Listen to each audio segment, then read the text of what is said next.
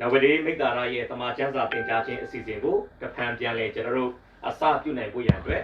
ကျွန်တော်အခြေပြုမဲ့ကျမ်းစာတော်များတစ်ပိုက်ကိုညီကောင်မောင်နှမတွေအားလုံးဒီတစ်ပတ်ကြားနာစီဖို့ရန်ကျွန်တော်ရှေးဥစွာဖတ်ကြားပေးခြင်းပါတယ်။ဖတ်ကြားပေးခြင်းတဲ့ကျမ်းစာတော်များကတော့ရှင်ယောဟန်ခရစ်ဝင်ကျမ်းခန်းကြီး7အပိုင်းငယ်3ဖြစ်ပါတယ်။ရှင်ယောဟန်ခရစ်ဝင်ကျမ်းခန်းကြီး7အပိုင်းငယ်3ခြာရအသက်ဟူမူကားမှန်သောဘုရားသခင်တဆူရီဖြစ်တော်မူသောကိုတော်ကို၎င်းစေလွတ်တော်မူသောယေရှုခရစ်ကို၎င်းသိကျွမ်းခြင်းသည်နောက်တစ်ခါပြန်လဲဖတ်ပြချင်ပါတယ်။ခြာရအသက်ဟူမူကားမှန်သောဘုရားသခင်တဆူရီဖြစ်တော်မူသောကိုတော်ကို၎င်းစေလွတ်တော်မူသောယေရှုခရစ်ကို၎င်းသိကျွမ်းခြင်းပေသည်။ဖတ်ကြားပါနှုတ်ကတော်ဟာခေတ်ဆက်ဆက်ဘုရားရှင်ကောင်းကြီးပေးလာတဲ့သူရဲ့နှုတ်တော်တရားစကားများဖြစ်တဲ့ကြောင့်နှုတ်ကတော်အဖြစ်အတ္တတာသီးသီးပေါ်မှာဘုရားသခင်အသက်တစ်ခါပြန်လဲကောင်းချီးပေးပါစေတော့ခဏလေးကျွန်တော်တို့ကတော့ stock အမြင်ကိုဖြစ်ပါတယ်အဖဘုရားကိုရောကိုယေရှုတင်တဲ့ယေရှုတော်ပေါင်းကိုချီးမွမ်းပါတယ်တရပိတရဲ့အချိန်ပြီးတစ်ချိန်ကိုရောရဲ့အမှုတော်မြတ်ထဲမှာသားတို့ကိုပါဝင်စေလက်သွာလာကျင်လေစေုံတော်မကပဲနဲ့ဒီနေ့ညအချိန်တိုင်းမှာလဲနှုတ်ကတော်လေးလာခြင်းအားဖြင့်သားတို့ဒီလိုကကိုရောကိုကိုးကွယ်ဖို့ရန်ခွင့်ခါခြင်းတိုင်းကိုပြင်ဆင်ပေးတဲ့အတွက်ပြင်ဆင်ပေးတဲ့ဘုရားရှင်ရဲ့နာမတော်ကိုထပ်ဆင့်ပြီးချီးမွမ်းပါတယ်လူသားတယောက်ဖြစ်တဲ့အတွက်ကြောင့်တမန်ကျမ်းစာကိုသိရှိတဲ့နေရာမှာအကန့်အသတ်ရှိပါတယ်မစုံမလင်လဲသိတယ်လို့မစုံမလင်လဲကြားပြောတတ်ပါတယ်တော်တော်လည်းနှုတ်ကတော်ကောင်းချီးပေးပြီးကြားနာတဲ့ခံယူတဲ့အတ္တတာသီးသီးတို့အားယေရှုခရစ်၌စုံလင်သောအဖြစ်သို့ရောက်စေဖို့ရန်မဆာပို့ဆောင်တဲ့သူကဘုရားရှင်သားလင်ဖြစ်တဲ့အတွက်ဘုရားရဲ့နာမတော်ကိုထပ်ဆင့်ပြီးချီးမွမ်းပါတယ်တမန်ကျမ်းစာသင်ကြားလေ့လာခြင်းအပြင်ကိုတော့ကိုတူပါကိုးကွယ်မဲ့ဒီချိန်တိုင်းကိုလက်တော်၌ဆက်ကပ်တဲ့အခါမှာရှင်ရှုဘုရား၏မြတ်သောနာမနဲ့ချီးမွမ်းတဲ့ချိန်တိုင်းကိုလက်တော်၌ဆက်ကပ်အနှံပါတယ်အဖထာဝရဘက်တော်ဘုရားရှင်အာမင်ရှေးစွာဘုရားခင်ရဲ့ကျေးဇူးတော်ကိုချီးမွမ်းပါတယ်ဒီနေ့ညမှာကျွန်တော်နှုတ်ကပတ်တော်လေ့လာဖို့ရန်အတွက်ဟလာကျွန်တော်ပြင်ဆင်ထားတဲ့မှတ်စုအချင်းချုပ်ကိုဒီကောင်မောင်နှမတွေကိုကျွန်တော်ပေးထားပြီးသားဖြစ်ပါတယ်ဒီကျမ်းစာသင်တန်းမစခင်မှာကျွန်တော်အဖြစ်ပြက်လေးတစ်ခုကျွန်တော်ဖော်ပြပေးချင်ပါတယ်တချို့လူငယ်တွေမဟုတ်ဘဲနဲ့တက်ကြီးပိုင်းလူတွေတော့အဲ့ဒီရုပ်ရှင်ဇာတ်ကားနာမည်ကိုကျွန်တော်တို့မှတ်မိပါလိမ့်မယ်ဘယ်သူပြိုင်လို့လှနိုင်ပါမလဲဆိုတော့ရုပ်ရှင်ဇာတ်ကားအဲ့ဒီရုပ်ရှင်ဇာတ်ကားကျွန်တော်တို့ဒီစေးရောင်စုံရုပ်ရှင်မဟုတ်သေးဘူးအဖြူမဲရုပ်ရှင်အဲ့ဒီရုပ်ရှင်ကဘာကိုအဓိကအခြေခံပြီးရိုက်ကူးထားလဲဆိုရင်ဒီမြန်မာဆိုရှယ်လစ်လမ်းစဉ်ပါတီခေတ်တုန်းကဘာအစီအစဉ်တွေရှိလဲဆိုရင်အသက်အရွယ်ကြီးတဲ့အထိစာမရေးတက်မဖတ်တတ်တဲ့အန်တီကြီးအန်ကယ်ကြီးတွေမြန်မာနိုင်ငံအနှံ့အပြားမှာရှိပါတယ်။ဘာကြောင့်လဲဆိုကျွန်တော်အားလုံးသိတဲ့အတိုင်းပဲမြန်မာနိုင်ငံလွတ်လပ်ရေးရပြီးတဲ့နောက်ပိုင်းမှာဒီစာအုပ်တအုပ်ကရေးသလိုပေါ့ပါလေ။တိုင်းပြည်ကနုနုပုံတိုင်းကထန်ထန်လွတ်လပ်ရေးရပြီးမကြခင်မှာပဲပြည်တွင်းတောင်းချမှုဖြစ်တဲ့အတွက်ကြောင့်ဒီရောင်စုံပုံတွေတောင်းကြတဲ့အတွက်ကြောင့်မြန်မာပြည်ကစစ်တမ်းကိုခံရတာနဲ့ပဲဘာဖြစ်လဲဆိုရင်တော်တော်များများလူတွေကပညာသင်ရမယ့်အချိန်မှာပညာမသင်ခဲ့ရပဲနဲ့ဘာဖြစ်သွားလဲဆိုရင်သူတို့အသက်အရွယ်တွေကြီးလာတာဖြစ်ပါဆိုတော့အဲ့တော့အသက်အရွယ်တွေကြီးလာတဲ့အတွက်ကြောင့်သူတို့စာမတက်ပြီးမတက်ဖြစ်လာတာကိုကာပတ်ဖို့အတွက်နိုင်ငံတော်မင်းအစိုးရကဘာလုပ်လဲဆိုရင်နေရာဒီကျောင်းပိတ်တဲ့ကာလမှာတက္ကသိုလ်ကျောင်းသူကျောင်းသားတွေနောက်အထက်တန်းမူလတန်းဟလာအလယ်တန်းမှာရှိတဲ့ကျောင်းဆရာဆရာမတွေကဘာလုပ်လဲဆိုရင်ကိုကျိုးစွန့်ပေါ့ကိုကျိုးစွန့်ပြီးတော့မှအိုးကျေးလက်ဒေသတွေကိုသွားပြီးတော့မှသူတို့ဘာလုပ်လဲဆိုရင်အသုံးလုံးသင်တန်းတွေသူတို့ပေးတာဖြစ်ပါတယ်အသုံးလုံးသင်တန်းဆိုတာဝါထာကာလတဆိုပြီးတော့မှဒီသူငယ်တန်းကလေးတွေကိုစာသင်တယ်လို့မဟုတ်ဘဲနဲ့လူရင်းတူရှင်းပေါ့လွယ်လွယ်ကူကူနဲ့စာရေးတက်ဖတ်တတ်တဲ့နီလန်တွေတို့ဘာလို့လဲဆိုစာသင်ပေးတာဖြစ်ပါတယ်အဲ့ဒါကိုအားလုံးကဘလို့ခေါ်လဲဆိုအသုံးလုံးအဲ့ဒီအသုံးလုံးသင်တန်းတက်တဲ့အတွက်ကြောင့်တက်ကြီးရွယ်ကိုတော်တော်များများမြန်မာနိုင်ငံမှာစာရေးတက်လာတယ်ဖတ်တတ်လာတယ်ရေးတက်ဖတ်တတ်တဲ့အတွက်ကြောင့်ဒီပညာဗဟုသုတကိုဖွံ့ဖြိုးတိုးတက်စေတဲ့စာအုပ်တွေလေ့လာရင်းနဲ့တို့တော်တော်လေးကိုဟာလာတို့အတွက်ကြီးမားတဲ့အကျိုးရလဒ်ကိုတို့ခံစားခဲ့ရတာဖြစ်တယ်ဒီနေ့တော့ကျွန်တော်အတိတ်ကာလနိုင်ငံတော်မင်းအစိုးရတတ်မှတ်ခဲ့တဲ့အသုံးလုံးအကြောင်းကျွန်တော်ပြောမှာတော့မဟုတ်ဘူး ယုံကြည်သူတွေခရိယန်တွေတည်တည်အပ်တဲ့အသုံးလုံးအကြောင်းကိုကျွန်တော်ဒီနေ့တမန်ကျမ်းစာပေါ်မှာရပ်တည်ပြီးတော့မှကျွန်တော်ဖော်ပြမှာဖြစ်တယ်ဒီနေ့ကျွန်တော်သင်ပေးမဲ့ယုံကြည်သူနဲ့အသုံးလုံးဆိုတဲ့နေရာမှာပထမအကတော့အသက်ဒုတိယအကတော့အတိတတိယအကတော့အတိဖြစ်ပါတယ်ဆိုလိုချင်တာကလေယုံကြည်သူမှန်ရင်အသက်ရှိတဲ့လူဖြစ်ရမယ်ယုံကြည်သူမှန်ရင်အတိရှိတဲ့လူဖြစ်ရမယ်ယုံကြည်သူမှန်ရင်အတိတီးတဲ့သူဖြစ်ရမယ်ဆိုပြီးတော့မှခရိယန်အသက်တာမှာမရှိမဖြစ်လို့အပ်တဲ့ကျွန်တော်တည်အပ်တဲ့အသုံးလုံးကြောင့်ကိုကျွန်တော်ဒီနေ့အသေးစိတ်အတူတူကဆွေးနွေးဖို့ဖြစ်ပါတယ်ဒါကြောင့်ကျွန်တော်ခေါင်းစဉ်ကိုစပြီးတက်ပေးချင်ပါတယ်ယုံကြည်သူနဲ့အသုံးလုံး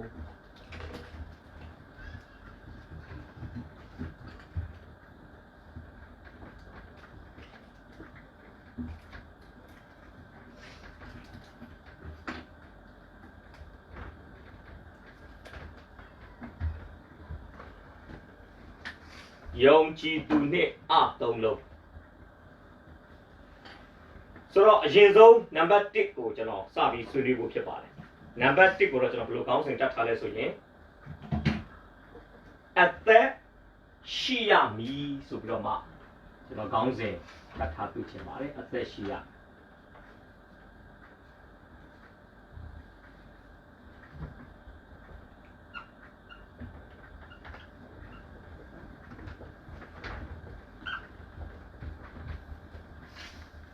ဘာလို့လဲဆိုရင်ယုံကြည်သူမှန်ရင်ဘာလို့အသက်ရှိရမလဲလို့ကျွန်တော်ပြောလဲဆိုရင်တချို့ကယုံကြည်သူလို့ကိုခေါင်းစဉ်တက်တယ်ခရိယန်လို့ကိုသမုတ်တယ်ပြဿနာတို့မှာဖျားသတ်မှတ်ထားတဲ့ပထမအဖြစ်တဲ့အသက်မရှိတာပဲဖြစ်ပါတယ်ဆိုလို့ချင်းလားစစ်မှန်တဲ့ယုံကြည်သူတယောက်ဖြစ်ဖို့အတွက်အသုံးလုံးထဲကပထမအကိုကျွန်တော်တို့ကခြေညက်ဖို့လိုတယ်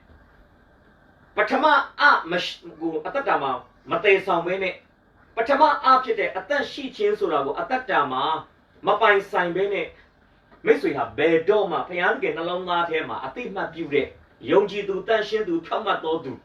ဘုရားသားသမီးမဖြစ်နိုင်ဘူးဆိုတော့ကျွန်တော်ဒီနေ့ဖော်ပြပေးချင်တာဖြစ်တယ်ကျမ်းစာလေးတွေကျွန်တော်ဖော်ပြမယ်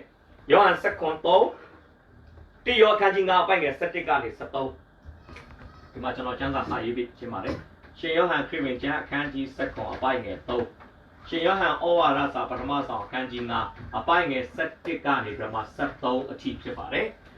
ဒါဆိုကျမ်းစာလေးကိုတစ်ချက်လောက်ဖတ်စီချင်ပါတယ်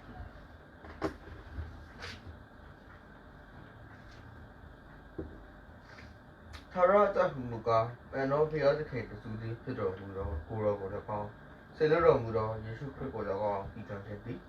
အကျွန်ုပ်သည်ရပြီကျမ်းစာဘာပြောလဲထာဝရအသက်ဆိုတာမှန်သောဖျားသခင်တဆူသည်ရှိတဲ့ကိုတော်ဆိုတဲ့ခမဲတော်ဖျားနဲ့ခမဲတော်ဖျားကလူစားတိခံစေခြင်းအပြင်လောကကိုဆေလွတ်လိုက်တဲ့သားတော်ယေရှုခရစ်တော်ကိုတိကျွမ်းခြင်းလို့တမန်ကျမ်းစာကပြောပါတယ်။ဒါထာဝရသက်ဆိုတာဘာလဲထာဝရသက်ဆိုတာမှန်သောဘုရားသခင်တဆူတည်းရှိတဲ့ကိုတော်နဲ့ကိုတော်ဆေလွတ်လိုက်တဲ့ယေရှုဘုရားကိုတိကျွမ်းခြင်းဟာထာဝရသက်ဖြစ်ပါတယ်။ကဲဆက်ကြည့်အောင်။တိယောအခန်းကြီး9အပိုင်ငယ်17ကနေ73ကိုကျွန်တော်ကြည့်ရအောင်။သတိခံတော်မူချက်ဟူမူကားဘုရားသခင်သည်ငါတို့အားထာဝရသက်ကိုပေးတော်မူ၍ထိုအသက်တည်တဲ့သားတော်၌ပါ၏။သားတော်ကိုရတော်သူသည်အသက်ကိုရဘုရားသခင်သားတော်ကိုမရတော်သူမူကားအသက်ကိုမရဘုရားသခင်သားတော်ကိုယုံကြည်တော်သင်တို့သည်ထာဝရအသက်ကိုကိုယ်တိုင်ရသည်ဟုပြီးစေခြင်းကဤရာများကိုသင်တို့အားငါရေး၍ပေးလိုက်။ဟုတ်ပြီ။ကျမ်းစာပြောတယ်။သားတော်ကိုရတဲ့သူကအသက်ကိုရတယ်။သားတော်ကိုမရတဲ့သူကအသက်ကိုမရဘူး။ဆိုအဲ့ဒီမှာရှင်ယောဟန်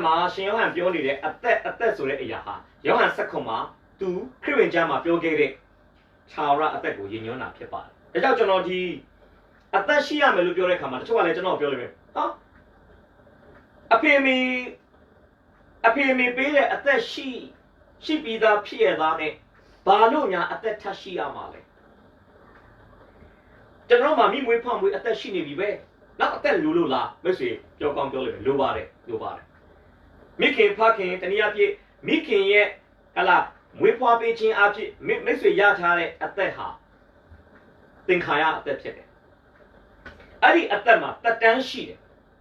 အကန့်အသတ်ရှိတယ်အဲ့ဒီအသက်ဟာအဆုံးသတ်နိုင်ဒီနေ့ကျွန်တော်ပြောတဲ့ယုံကြည်သူရဲ့အသုံးလုံးတွေကပထမအဖြစ်တဲ့အသက်ရှိရမည်ဆိုတဲ့အရာကတော့ဖျားပေးသောအသက်အကန့်အသတ်မဲ့တဲ့အသက်အဆုံးမရှိတဲ့အသက်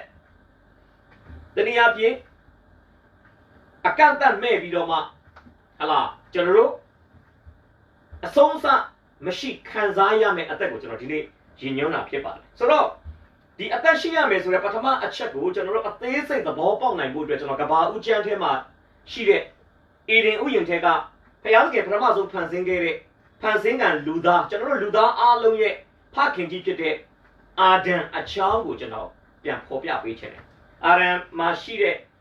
အသက်ကိုမိတ်ဆွေသဘောပေါက်ရင်ဒီနေ့ကျွန်တော်ဘာလို့အသက်လိုအပ်လဲဆိုတာမိတ်ဆွေသဘောပေါက်မှာဖြစ်ပါတယ်ကဲကဘာဦးကျန်းခန်းကြီး9 sorry ကဘာဦးကျန်းခန်းကြီး2အပိုင်ငယ်9တစ်ချက်လောက်ကြည့်ရအောင်နော်ကဘာဦး2ခွန်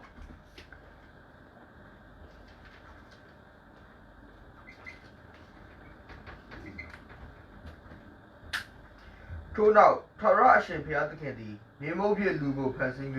သူ၏နှာခေါင်းထဲသို့ဇီဝအသက်ကိုမှုတ်တော်မူခြင်းလူသည်အသက်ရှင်သောသတ္တဝါဖြစ်လေ၏ယေရှုတင်ပါတယ်အဲ့မှာဘဒုကိုစပြီးကျွန်တော်တို့တွေ့ရလဲဆိုရင်ဖယားသခင်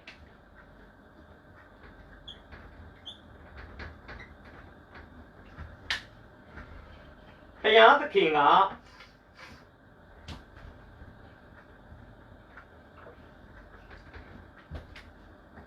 အာဒံလို့အမိရလာမဲ့ကျမ်းစာရဲ့စကားလုံးပဲကျွန်တော်သုံးလိုက်မယ်လူယောက်ျားလူယောက်ျားရဲ့နှာခေါင်းထဲမှာကျမ်းစာဘာပြောလဲဇီဝအသက်ကိုမှုတ်သွင်းတယ်လို့ပြောပါ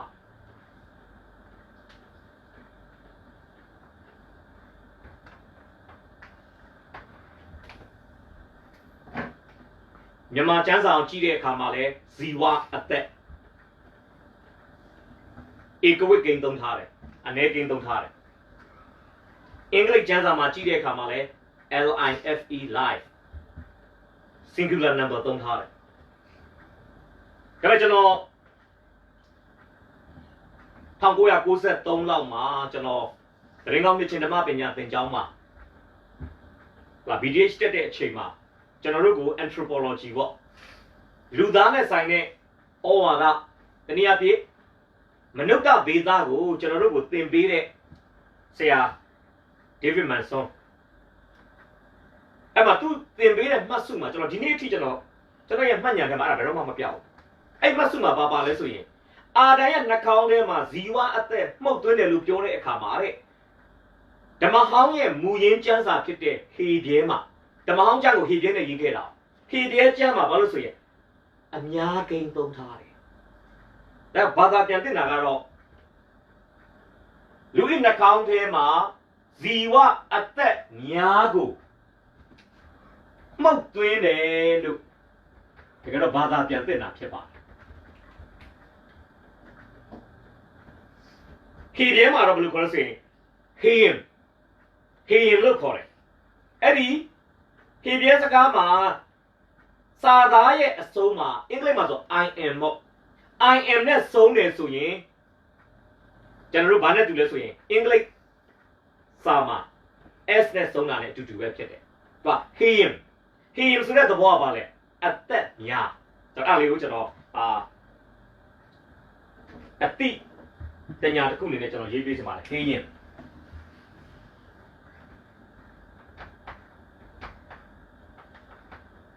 အဲ့ဒီ I am ဆိုတဲ့အဆုံးသက်ကဒါကဘဟုဝကိန်းအများကိန်းကိုရည်ညွှန်းတာဖြစ်ပါအဲ့ဒါမျိုးအလားတရံတူတာကကဘာဦးတစ်တစ်တစ်ချက်လောက်ဖတ်ပေးပလားကဘာဦးတစ်တစ်မှာလဲအဲ့ဒီသဘောတရားလေးကျွန်တော်တွေ့ရတယ်အစအဦးကဘုရားခင်ဒီကောင်းကင်နေပြီဖန်ဆင်းတော်ဟုတ်ပြီအစဦး၌ဘုရားသခင်သည်ကောင်းကင်နှင့်မြေကြီးကိုဖန်ဆင်းတော်မူ၏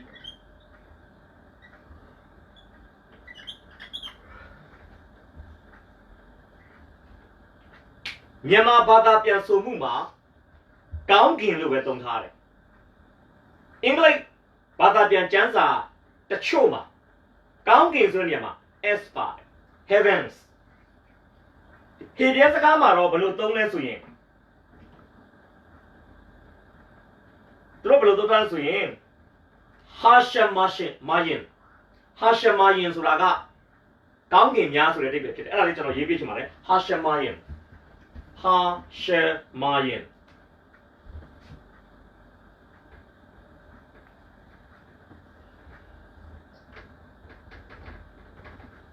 အဲ့ဒီမှာလည်းစောစောကလိုပါပဲဟေယင်လိုပဲသူလည်းအများကိန်းပါတယ်အဆောင်၌ဘုရားသခင်သည်ကောင်းကင်များနဲ့မြေကြီးကိုဖန်ဆင်းသလိုအာရနှကောင်းထဲမှာဇီဝအသက်မှုတ်သွင်းတဲ့အခါမှာလဲဇီဝအသက်ကတစ်ခုတည်းမဟုတ်ဘဲနဲ့ဇီဝအသက်များကိုအာရကမှုတ်သွင်းခြင်းခံရတာဖြစ်ပါတယ်ဒါကြောင့်အာရကိုဘုရားသခင်ဖန်ဆင်းတဲ့အချိန်မှာအာရရဲ့နှကောင်းထဲမှာဇီဝအသက်ကိုမှုတ်သွင်းလိုက်တဲ့တစ်ချိန်နဲ့တစ်ပြိုင်တည်းမှာအာရရဲ့အသက်တာမှာအသက်နှမျိုးတစ်ချိန်နဲ့ရှိလာတာဖြစ်ပါတယ်အဲ့ဒါလေးကျွန်တော်စကားနဲ့ပြန်သွားမယ်ဆိုရင်1993မှာကျွန်တော်ကျန်းစာကျောင်းတက်တယ်လူသားနဲ့ဆိုင်တဲ့ဩဝါဒသင်ရတယ်ကျွန်တော်တို့ဆရာကဇီဝအသက်များကိုမှုတ်သွင်းတယ်လို့ပြောတယ်ကျွန်တော်အမှုတော်ဆောင်ဖြစ်လာတဲ့အခါမှာဒီအကြောင်းအရာတွေကကျွန်တော်အတွက်မင်းပျောက်ပဲဒါပေမဲ့ကျွန်တော်ခရိယန်စာအုပ်ဆိုင်တဲ့ဆိုင်ကိုတွားပြီးတော့မှစာအုပ်တအုပ်ကျွန်တော်ဝယ်ဖြစ်တယ်အဲ့ဒီစာအုပ်ကျွန်တော်နာမည်တော့မမှတ်မိတော့အဲ့စာအုပ်ကိုကျွန်တော်ဖတ်တဲ့အခါမှာကျမ်းစာကျောင်းတက်တုန်းကလူသားနဲ့ဆိုင်တဲ့ဩဝါဒကိုသင်ပေးတဲ့မှတ်စုထဲမှာပါတဲ့အရာကိုထောက်ခံတာကျွန်တော်တွေ့ရတယ်အဲ့ဒါပါလဲဆိုသူကလူရဲ့နှာခေါင်းထဲမှာလည်းဇီဝအသက်များကိုမှုတ်သွင်းလိုက်တဲ့အတွက်ကြောင့်တစ်ချိန်တည်းတစ်ပြိုင်တည်းမှာလူမှာအသက်နှမျိုးရှိလာတယ်ပထမအသက်ကတော့ကိုယ်ခန္ဓာအသက်လို့ခေါ်တယ်ဒုတိယအသက်ကတော့ဝိညာဉ်အသက်လို့ခေါ်တယ်ကိုယ်ခန္ဓာအသက်ကတော့ဘယ်လိုခေါ်ဆို bios လို့ခေါ်တယ်ဝိညာဉ်အသက်ကတော့ zoe ကိုယ်ခန္ဓာအသက်ကဘယ်လိုအသက်မျိုးကိုဆိုလိုလဲဆိုရင်လူသားတနည်းအားဖြင့်အာဒံဤခန္ဓာကိုယ်နှင့်အာဒံဤစိတ်ဝိညာဉ်ပေါင်းစပ်ထားတဲ့အသက်ကိုကိုယ်ခန္ဓာအသက်လို့ခေါ်ပါတယ်အာဒံရဲ့ကိုယ်ခန္ဓာနဲ့အာဒံရဲ့စိတ်ဝိညာဉ်တနည်းအားဖြင့်ပြောမှဆိုရင်အာဒံရဲ့မြင်ရတဲ့ရုပ်ပိုင်းဖြစ်တဲ့ကိုယ်ခန္ဓာနဲ့မမြင်ရတဲ့နာမ်ပိုင်းဖြစ်တဲ့စိတ်ဝိညာဉ်ပေါင်းစပ်ထားတဲ့အသက်ကိုဘာလို့ခေါ်လဲဆိုရင် bios သူ့ရဲ့ကိုယ်ခန္ဓာအသက်ဖြစ်ပါတယ်နောက်အသက်ကတော့ဝိညာဉ်အသက်ကတော့အာဒံရဲ့စိတ်ဝိညာဉ်နဲ့ဘုရားသခင်ပေါင်းစပ်ထားတာဖြစ်တယ်အာဒံရဲ့စိတ်ဝိညာဉ်နဲ့သူ့နှာခေါင်းထဲမှာဇီဝအသက်ကိုမှုတ်သွင်းတဲ့ဘုရားသခင်ပေါင်းစပ်ထားတဲ့အသက်ဖြစ်ပါတယ်ဒါကျွန်တော်ပြောချင်တာပထမဆုံးလူယောက်ျားဖြစ်တဲ့အာဒံကိုဘုရားသခင်ကဟာလာမြေမုံနဲ့ဖန်ဆင်းပြီးတော့သူ့ရဲ့နှာခေါင်းထဲမှာဇီဝအသက်များဟာလာဟီယင်လို့ခေါ်တဲ့ဇီဝအသက်များကိုမှုတ်သွင်းလိုက်တဲ့အချိန်မှာအာဒံဒီအသက်ရှင်တဲ့တရားဖြစ်လာတယ်ကိုယ်ခန္ဓာအာဒံရဲ့ကိုယ်ခန္ဓာအသက်လည်းရှင်လာတယ်အာဒံရဲ့ဝိညာဉ်အသက်လည်းရှင်လာတယ်ဒါအာဒံဒီအေဒင်ဥယျာဉ်ထဲမှာတစ်ချိန်တည်းတစ်ပြိုင်တည်းအသက်နှမျိုးနဲ့ရှင်သန်ခဲ့ရတဲ့လူတစ်ယောက်ဖြစ်ပါတယ်ဒါပေမဲ့ဝမ်းနည်းစရာကောင်းတာကစာရမဏေရဲ့ဟာလာဘုရားသခင်ရဲ့ဖန်ဆင်းခြင်းကိုဖြတ်လို့ဖြစ်စီလုပ်ခြင်းနဲ့အမှုရာကြောင့်တနည်းအားဖြင့်တပေါင်းကျန်ခန်းကြီး3လူသည်အပြစ်ထဲမှာစာရန်ရဲ့သွေးဆောင်ခြင်းကိုဝန်ခံပြီးကြဆင်းသွားတဲ့အခါမှာဘာဖြစ်လာလဲဆိုရင်လူသည်အဲ့ဒီအသက်နှမျိုးမှာစိတ်ဝိညာဉ်နဲ့ဘုရားသခင်ပေါင်းစပ်ထားတဲ့ဝိညာဉ်ရေးရာအသက်ကိုလူသားသည်အေဒင်ဥယျာဉ်မှာလက်လွတ်ဆုံးရှုံးခဲ့ရတာဖြစ်ပါတယ်။ဒီကျမ်းစာလေးကိုကျွန်တော်ကြည့်စီချင်တယ်။ဧဖက်ဩဝါဒစာခန်းကြီး4အပိုင်းငယ်18ဧဖက်4:18တစ်ချက်လောက်ကြည့်ရအောင်။ဧဖက်4:18ဖတ်ပေးပါ။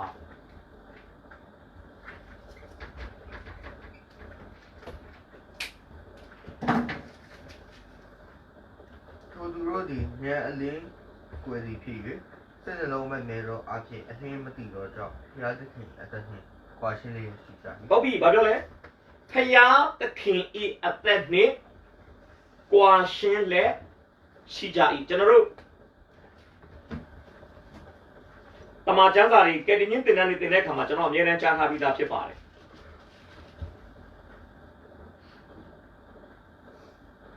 ကပောက်နှစ်အပိုင်ငယ်16 19ကျွန်တော်ပြန်ဖတ်ပြမယ်ထာဝရရှင်ဘုရားသခင်ကလည်းကောင်းမကောင်းကိုတိကျွမ်းရာအပင်မှတပါးထိုဥယျာဉ်၌ရှိသမျှသောအပင်တို့၏အသီးကိုတင်သည်စားသောအခွင့်ရှိအသက်ပင်ရဲ့အသီးကိုစားခွင့်ရှိတယ်ဧဒင်ဥယျာဉ်အလယ်မှာရှိတဲ့အပင်နှမျိုးထဲကတစ်မျိုးကကောင်းမကောင်းတိကျွမ်းရာအပင်တစ်ပင်ကနောက်တစ်ပင်ကအသက်ပင်အသီးကိုစားခွင့်ရှိတယ်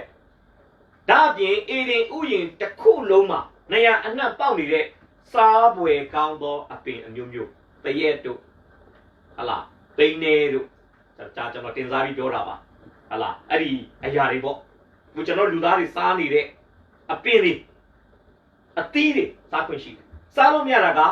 ကောင်းမကောင်းတိကျွမ်းရအပင်ရဲ့အသီးစားခွင့်မရှိစားရင်ဘာပြောလဲစားသောနေ့၌ဧကန်အမှန်သိရမယ်ကပောက်သုံးကျွန်တော်ကြည့်ကောင်တို့စားတယ်ဗျာဒါပေမဲ့မြေကြီးပေါ်မှာဘုံဘုံလဲပြီးတော့မသိဘူးဒါပေမဲ့အာဒံရဲ့ဝိညာဉ်နဲ့ဖယားသခင်နံဝိညာဉ်ဖြစ်တဲ့ဖယားဟာကာမကောင်တိကျွမ်းရအပင်ရဲ့အသီးကိုစားလိုက်တဲ့စက္ကန့်ပိုင်းအတွင်းမှာအဆက်ပဲပြတ်သွားတယ်ဒါကြောင့်တမန်ကျမ်းစာပညာရှင်တွေကပြောလဲသေခြင်းညီမျှခြင်းကွဲကွာခြင်း That means separation ကွဲသွားတာသေခြင်းဆိုတာဖယားနဲ့ကွဲကွာသွားတာအားကြောင့်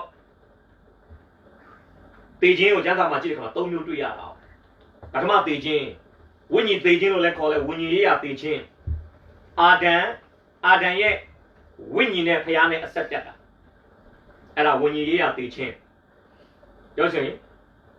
အခြေခံအကျဆုံးသေခြင်းအာဒံအသက်930ပြည့်လာတဲ့အခါမှာကျမ်းစာအာဒံ930မှာသေတယ်လို့ကပောက်ကျမ်းခန်းကြီး9ပြောတာအာဒံအသက်930ပြည့်လာတဲ့အခါမှာအာဒံရဲ့ခန္ဓာကိုယ်တွေကအာဒံရဲ့စိတ်ဝိညာဉ်ကထွက်ခွာတယ်အဲ့ဒါကိုဘယ်လိုခေါ်လဲဆိုရင်ကိုယ်ခန္ဓာသေခြင်းအဲ့ဒါကြတော့လူတွေစိတ်အဝင်စားဆုံးသေခြင်းဖြစ်တယ်ကိုယ်ခန္ဓာသေခြင်းအကယ်၍အာရန်ဒီဖျားသားမဖြစ်ဘဲနဲ့ဆုံးပါခဲ့မယ်ဆိုရင်တော့အာရန်ရဲ့စိတ်ဝိညာဉ်ဒီထာဝရမိငရဲ့အိုင်ထဲမှာသက်ဆင်းရမှာဖြစ်တယ်။အာရန်ကယ်တင်ရောက်တယ်မရောက်တယ်ကျွန်တော်မပြောလို့ဘူး။ကျွန်တော်တော့ဗာယုံကြည်လို့ဆိုကျွန်တော်ရဲ့ယုံကြည်ချက်ပေါ့။ကျွန်တော်ရဲ့ပုဂ္ဂလိကယုံကြည်ချက်ကတော့ကောင်းကင်နိုင်ငံရောက်ရင်အာရန်ကိုကျွန်တော်တို့တွေ့မယ်။ဘာလို့လဲ။ကပောက်ကျမ်းခန်းကြီး3အဆုံးပိုင်းမှာအာရန်အေဝါအတွက်ယေရှုခရစ်တော်ရဲ့ဖြောင့်မတ်ခြင်းကိုပုံဆောင်တဲ့တရေဝတ်လုံကိုဖခင်သခင်ကပြင်ဆင်ပေးပြီးတော့သူတို့ဇနီးမောင်နှံကိုဝစ်ချုံစေတာကိုကြည့်ချင်းအားဖြင့်ကျွန်တော်ဗာယုံကြည်လဲဆိုရင်အာရန်အေဝါသည်အသွေးအားဖြင့်ဒါလည်းဖြောင့်မတ်ရာသို့ရောက်နိုင်တယ်ဆိုတဲ့ဖခင်သခင်ရဲ့ဟာလာသတ်မှတ်ထားတဲ့နီးစဉ်နီးနာကိုသူတို့သိခဲ့တဲ့အတွက်ကြောင့်ကျွန်တော်ယုံကြည်တယ်သူတို့နှစ်ယောက်တော့ဖခင်သားသမီးဖြစ်ခဲ့မယ်လို့ကျွန်တော်ယုံကြည်ပါတယ်အကယ်၍ဟာလာအာရန်သည်မပြောင်းလဲပဲနဲ့တည်ခဲ့မယ်ဆိုရင်တော့အာဒံရဲ့စိတ်ဝိညာဉ်ငရဲကိုရောက်မှာဖြစ်တယ်အဲ့ဒါကိုတော့ဘယ်လိုခေါ်လဲဆိုရင်ထာဝရတည်ခြင်းလို့ခေါ်ပါထာဝရတည်ခြင်းဆိုတာအာဒံရဲ့စိတ်ဝိညာဉ်ဖယားသခင်နဲ့ထာဝရဝဲကွာတာပြန်ပြောမယ်ဝိညာဉ်ရတည်ခြင်းအာဒံရဲ့စိတ်ဝိညာဉ်နဲ့ဖယားသခင်ကွဲကွာတာကိုယ်ခန္ဓာတည်ခြင်းအာဒံရဲ့ကိုယ်ခန္ဓာနဲ့အာဒံရဲ့စိတ်ဝိညာဉ်ကွဲကွာတာထာဝရတည်ခြင်းအာရန်ရဲ့စိတ်ဝိညာဉ်နဲ့ဖျားသခင်ထာဝရကွဲကွာဆိုတော့ကျွန်တော်ဒီနေ့ပြောချင်တာကကောင်းမကောင်းသိကြအပင်ရဲ့အသီးကိုစားလိုက်တဲ့စက္ကန့်ပိုင်းမိနစ်ပိုင်းအတွင်းမှာအာဒံဒီဝိညာဉ်အသက်ကိုလက်လွတ်ဆုံးရှုံးခဲ့ရတာဖြစ်ပါတယ်ဖျားသခင်ပြင်ဆင်ပေးတဲ့ကယ်တင်ခြင်းကိုအာဒံပြန်လဲလက်မခံမချင်းအာရန်ဟာဝိညာဉ်အသက်ဆုံးရှုံးတဲ့ဘဝနဲ့အသက်ရှင်နေတာဖြစ်တယ်။ဒါကြောင့်ဒီမှာကျွန်တော်ပေါ်ပြမယ်။ အပြစ်တရားဝင်လာတဲ့အခါမှာလူမှာကိုခန္ဓာအသက်ပဲကြံပြီးတော့မှလူဟာဝိညာဉ်အသက်ကိုဆုံးရှုံးသွားတာဖြစ်တယ်။ဒါကြောင့်ဆောစောက April 4 မှာကျွန်တော်ကြားပြီးသားဖြစ်လိမ့်မယ်နော်။ခဏဖတ်သွားပြီးဖယားသခင်အသက်နဲ့ကွာရှင်းတယ်ဆိုတာအဲ့ဒါကျွန်တော်ရေးပေးချင်ပါတယ်။ဖယားအသက်နဲ့ကွာရှင်းတယ်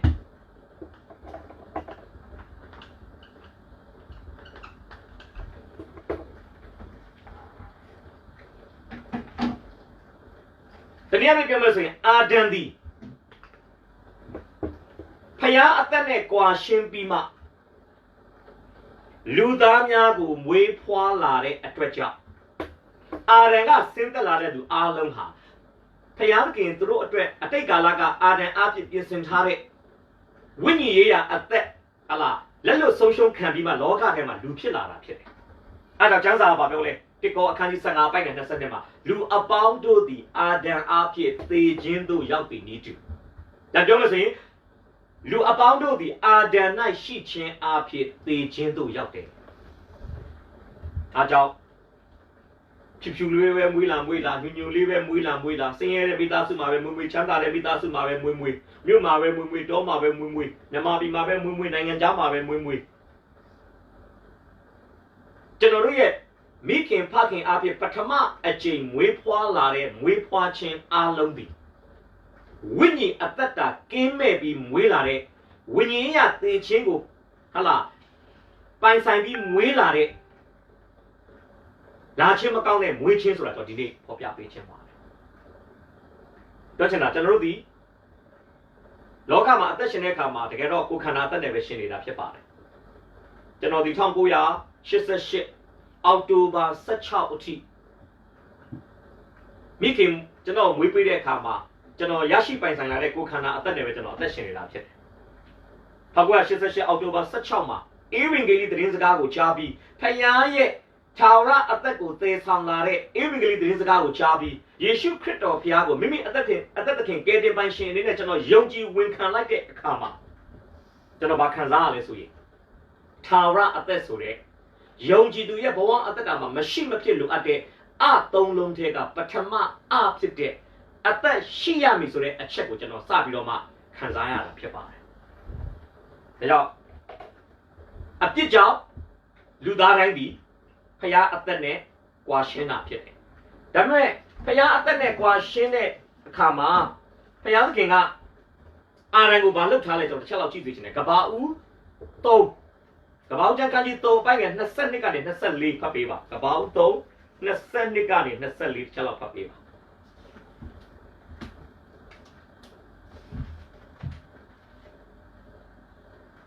ထာဝရအရှင်ဘုရားသခင်ကလည်းလူသည်ငါတို့သဘောပါကဲ့သို့ဖြစ်၍ကောင်းမကောင်းကိုသိတတ်၏ယခုမှသူသည်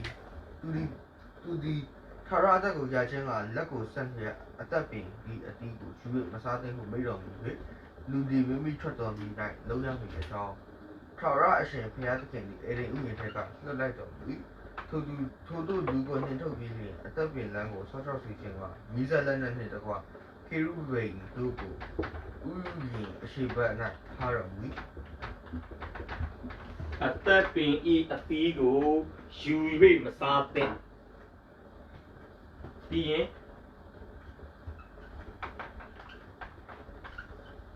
အသက်ပင်လမ်းကို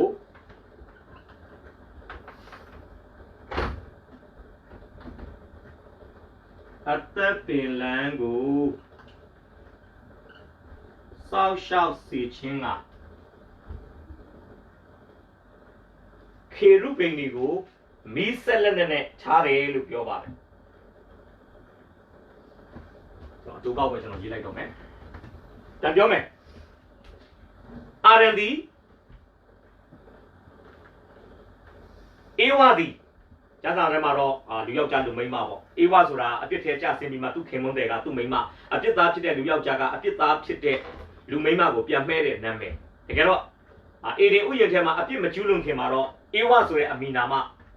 မရှိသေးဘူး။အေဒင်ဥယျာဉ်ထဲမှာအပြစ်မကျူးလွန်ခင်မှာနှစ်ယောက်လုံးကိုဘုရားသခင်ခေါ်တဲ့အမည်နာမကကဘာဦးချမ်းအခန်းကြီး9အပိုင်ငယ်2တစ်ချက်လောက်ဖတ်ပေးပါ။ကဘာဦး9အပိုင်ငယ်2လူယောက်ျားလူမိန်းမကိုဖန်ဆင်း၍ကောင်းချီးပေးတော်မူ၏ဖ 판신 너 내날래 두르고 아래 아미 회회요. တွေ့လိမ့်မယ်နော်ဖန်ဆင်းသောနေ့၌သူ့ကိုယ်လို့ပြောရင်တော့ဒါယောက်ျားကိုအာဒံနာမည်နဲ့မှဲ့တယ်လို့ပြောလို့ရတယ်ကျမ်းစာမှာတော့ဖန်ဆင်းသောနေ့၌သူတို့ကိုအာဒံအမည်ဖြစ်မှဲ့တယ်လို့ပြောတယ်ဒါကြောင့်အာဒံဆိုတဲ့အမည်ဟာအမျိုးသားလည်းအကျုံးဝင်တယ်လို့အမျိုးသမီးလည်းအကျုံးဝင်တယ်ဒါတော့အာဒံဆိုတဲ့အဓိပ္ပာယ်ကအစင်းနီသောမြေကြီးမြေဈေးနီဆိုတဲ့အဓိပ္ပာယ်ဖြစ်တယ်ဆိုတော့အာရန်ကောင်းမကောင်းသိကြမှာအပြင်အတီကိုစားလိုက်ပြီးလူယောက်ျားလူမိန်းမနှစ်ယောက်လုံးမှာအပြစ်ရှိသွားပြီ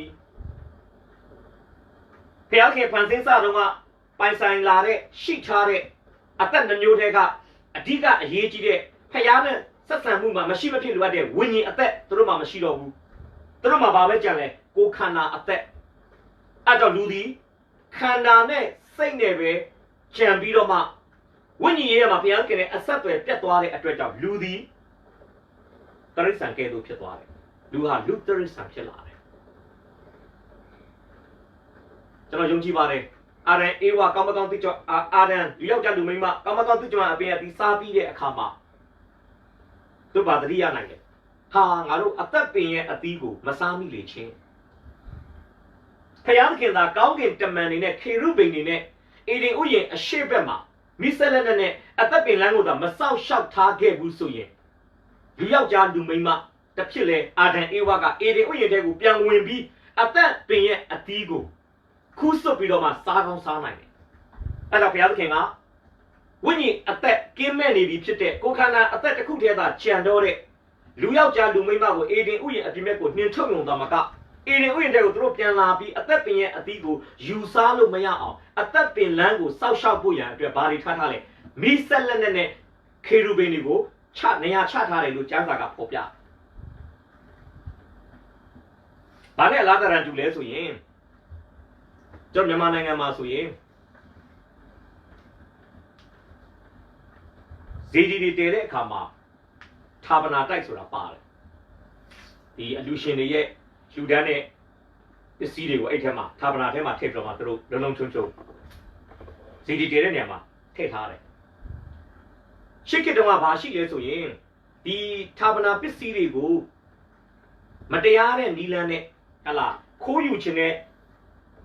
တခိုးတွေရှိတဲ့အတွက်ကြောင့်ဒီဖျားမှာဌာပနာ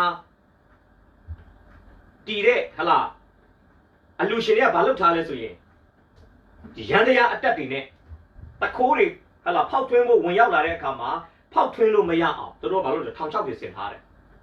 အဲကြောင့်တချို့ကျွန်တော်တို့ရှစ်ခေတ်ကရုပ်ရှင်ကားတွေကြည့်တဲ့အခါမှာတွေ့လိမ့်မယ်နော်အဲ့လိုမျိုးဌာပနာတိုက်တွေကို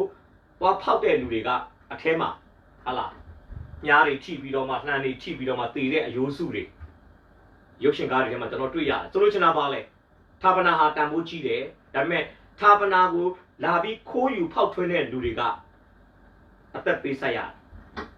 အဲတို့ရန်တရားအတက်တွေနဲ့ဟလာလုံခြုံရေးလှုပ်ထားတဲ့အတွက်ဟလာဘယ်လိုခေါ်မလဲထောင်ချောက်တွေဆင်ထားတဲ့အတွက်ကြောင့်တို့ဒီတန်ဖိုးကြီးမားတဲ့ဌာပနာပစ္စည်းတွေကိုမရယူခင်မှာပင်လေတို့အသက်ဆုံးရှုံးတယ်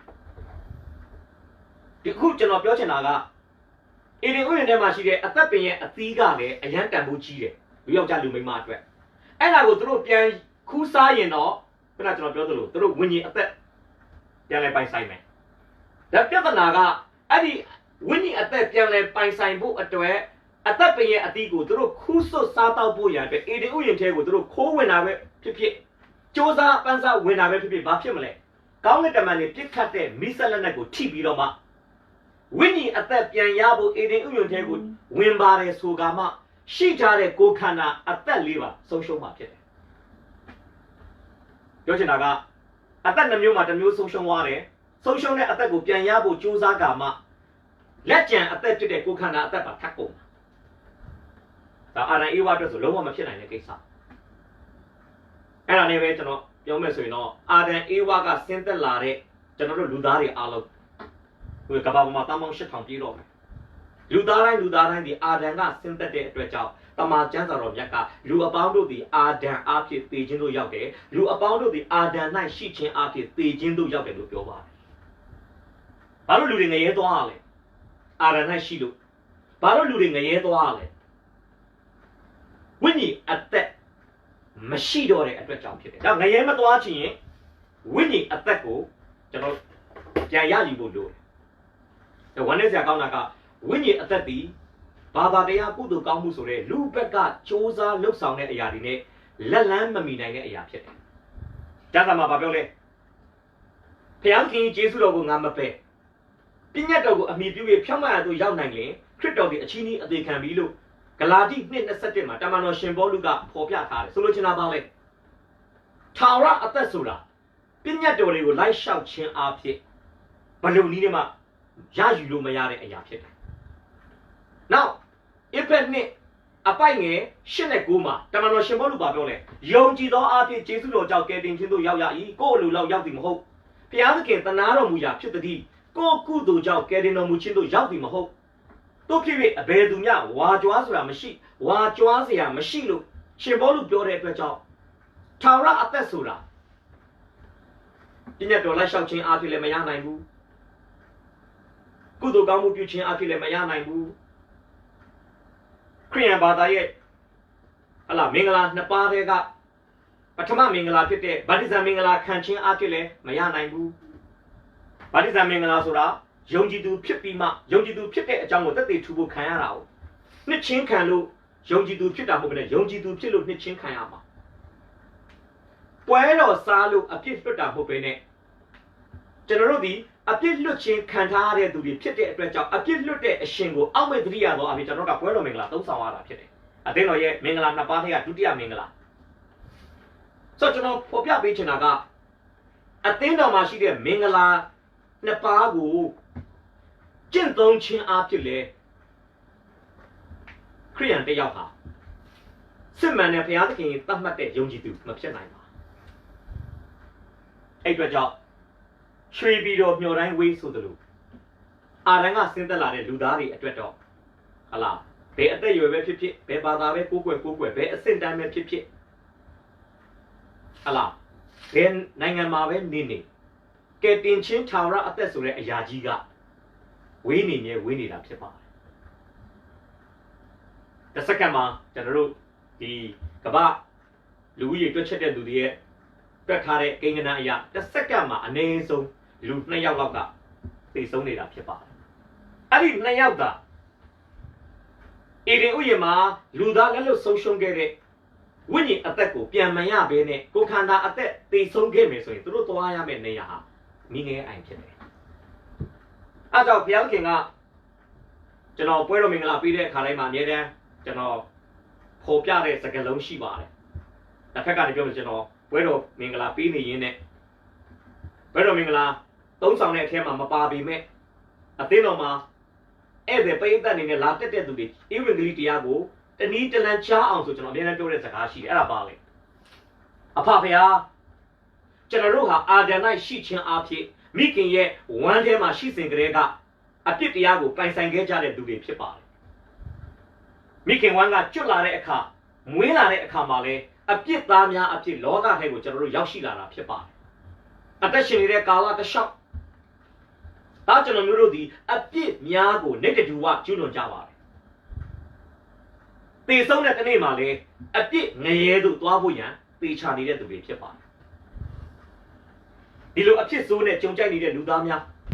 လာရမကောင်းလက်ရှိမကောင်းလာရမကောင်းနဲ့အပြစ်သားများကိုတနာသောဖျားညှာတာသောဖျားအဆုံးရှုံးမခံလိုတဲ့ဖျားနှမျောတဲ့ဖျားဟာမိမိရင်ခွင်မှာရှိတဲ့တပါးတိတော်သားတော်ယေရှုခရစ်တော်ကိုလောကကမ္ဘာမြေကြီးသို့ဆေလွတ်ပြီးတော့မှသားတော်ရဲ့ကားတိုင်ချက်မှာအသေးခံအသွေးသွင်းခြင်းအဖြစ်လူသားများသွားရမယ်အပြစ်ငရဲတကားကိုအပီးအပိုင်ပိတ်ပေးုံသာမကထိုသားတော်မြတ်သခင်ယေရှုရဲ့မြုပ်နှံထမြောက်ခြင်းအဖြစ်ကောင်းကင်ရွှေပြည်တကားကိုကျေးဇူးတော်တသက်အဖြစ်ဖွင့်လှစ်ပေးခဲ့တယ်။ထိုလောက်ဝါကတိုင်တရားတမန်တရားသစ္စာတရားကဲတင်ခြင်းတရားကိုကြားတဲ့အခါမှာမြင့်မဲ့ခြင်းအလင်းကင်းပြီးယုံကြည်ဝန်ခံမယ်ဆိုရင်ဘုရားသခင်ရဲ့သားသမီးဖြစ်ရမယ်ဆိုပြီးကျွန်တော်အမြဲတမ်းပွဲတော်မင်္ဂလာပေးတဲ့အခါမှာဆုတောင်းတဲ့အခါမှာကျွန်တော်ပြောလို့ရှိပါတယ်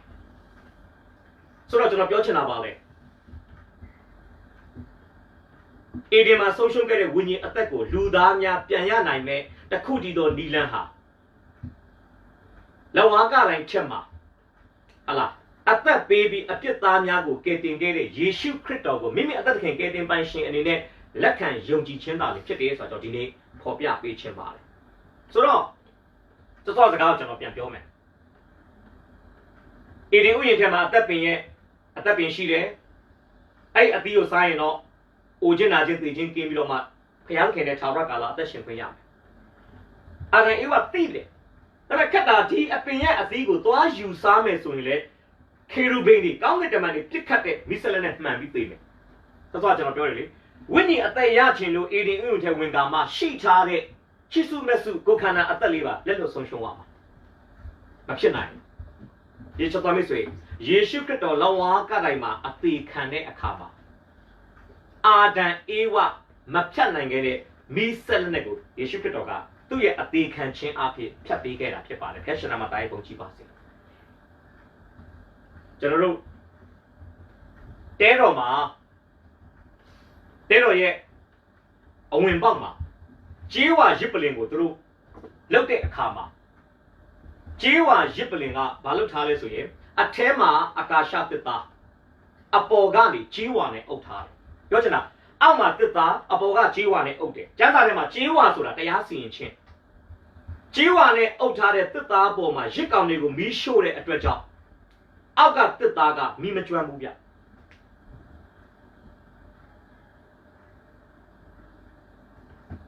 ဒီဇင်ဘာလကုန်ပိုင်းလောက်က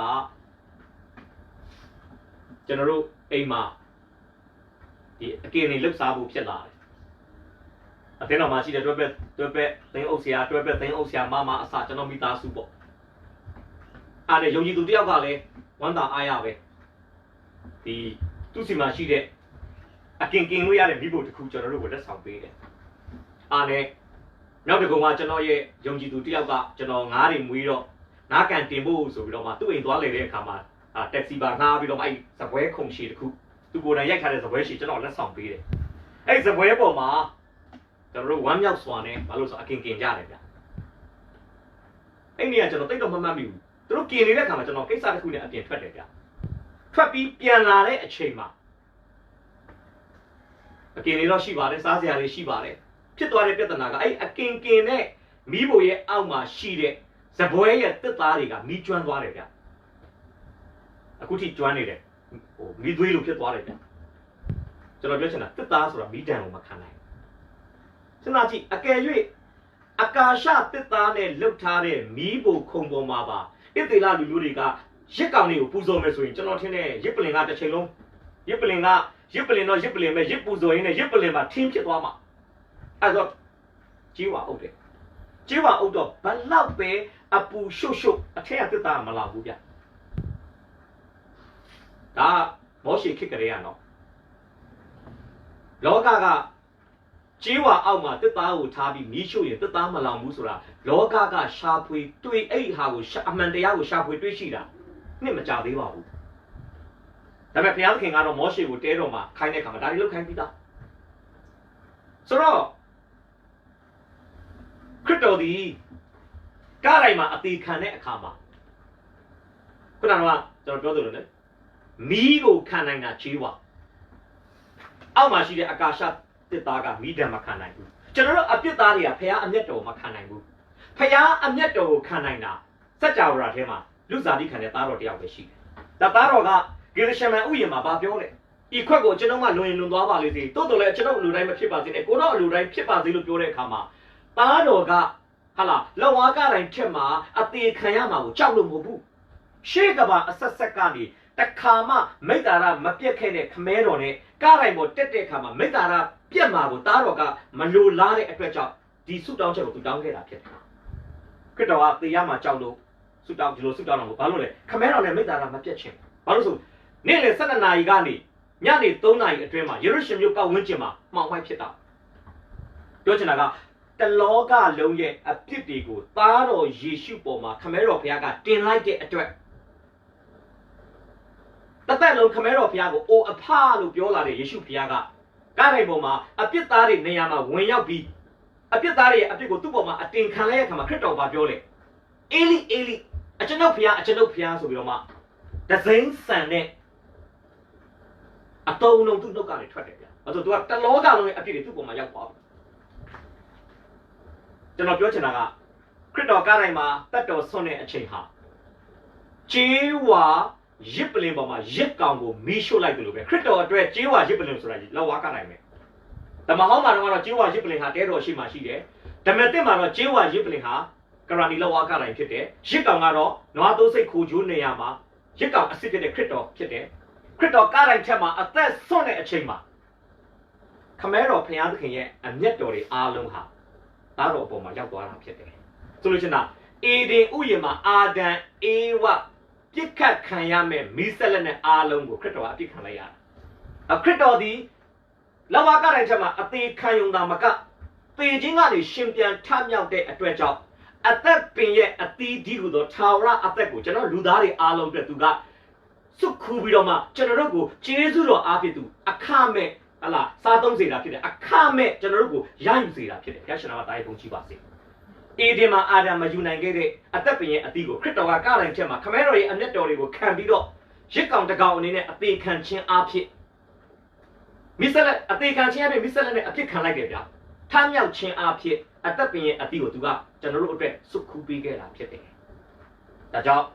ကျွန်တော်ရေးပေးခြင်းနဲ့ယေရှုခရစ်တော်ရဲ့လှုပ်ဆောင်ချက်နှစ်ချက်ကိုကျွန်တော်ပေါ်ပြမယ်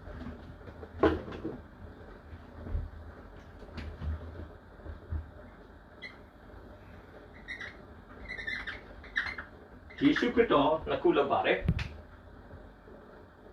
မာကု 10:45 ဖတ်ပေးပါမာကု 10:45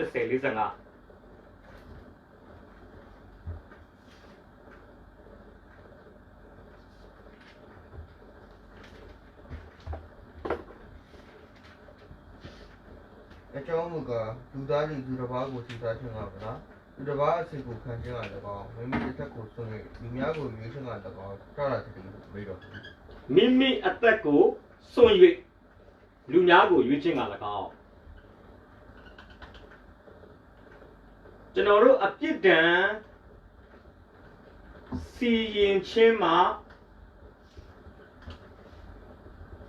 လွတ်မြောက်ဖို့ရန်မိတ်ဆွေနဲ့ကျွန်တော်အပြစ်ဒဏ်စီရင်ခြင်းကလွတ်မြောက်ဖို့ရန်ယေရှုခရစ်တော်ကဘာလုပ်ပေးလဲဆိုရင်အသေးခံပေးတာဖြစ်ပါတယ်ဟာလေလုယာခရစ်တော်ကအသေးခံပေးတယ်ကျမ်းစာအနေနဲ့စောစောဖတ်သွားတယ်မာကု 10:45 ကိုကျွန်တော်ရည်ညွှန်းချင်တာဖြစ်ပါ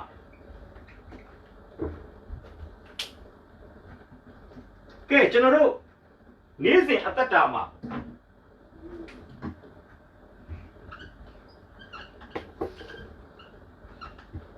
အပြစ်တကူမှကျွန်တော်တို့လွတ်မြောက်ဖို့ရန်ခရစ်တော်ကဘာလုပ်လဲဆိုရင်ကျွန်တော်တို့အသက်တာထဲမှာသူအသက်ရှင်ပေးတာဖြစ်ပါတယ်ဟာလေလုယာ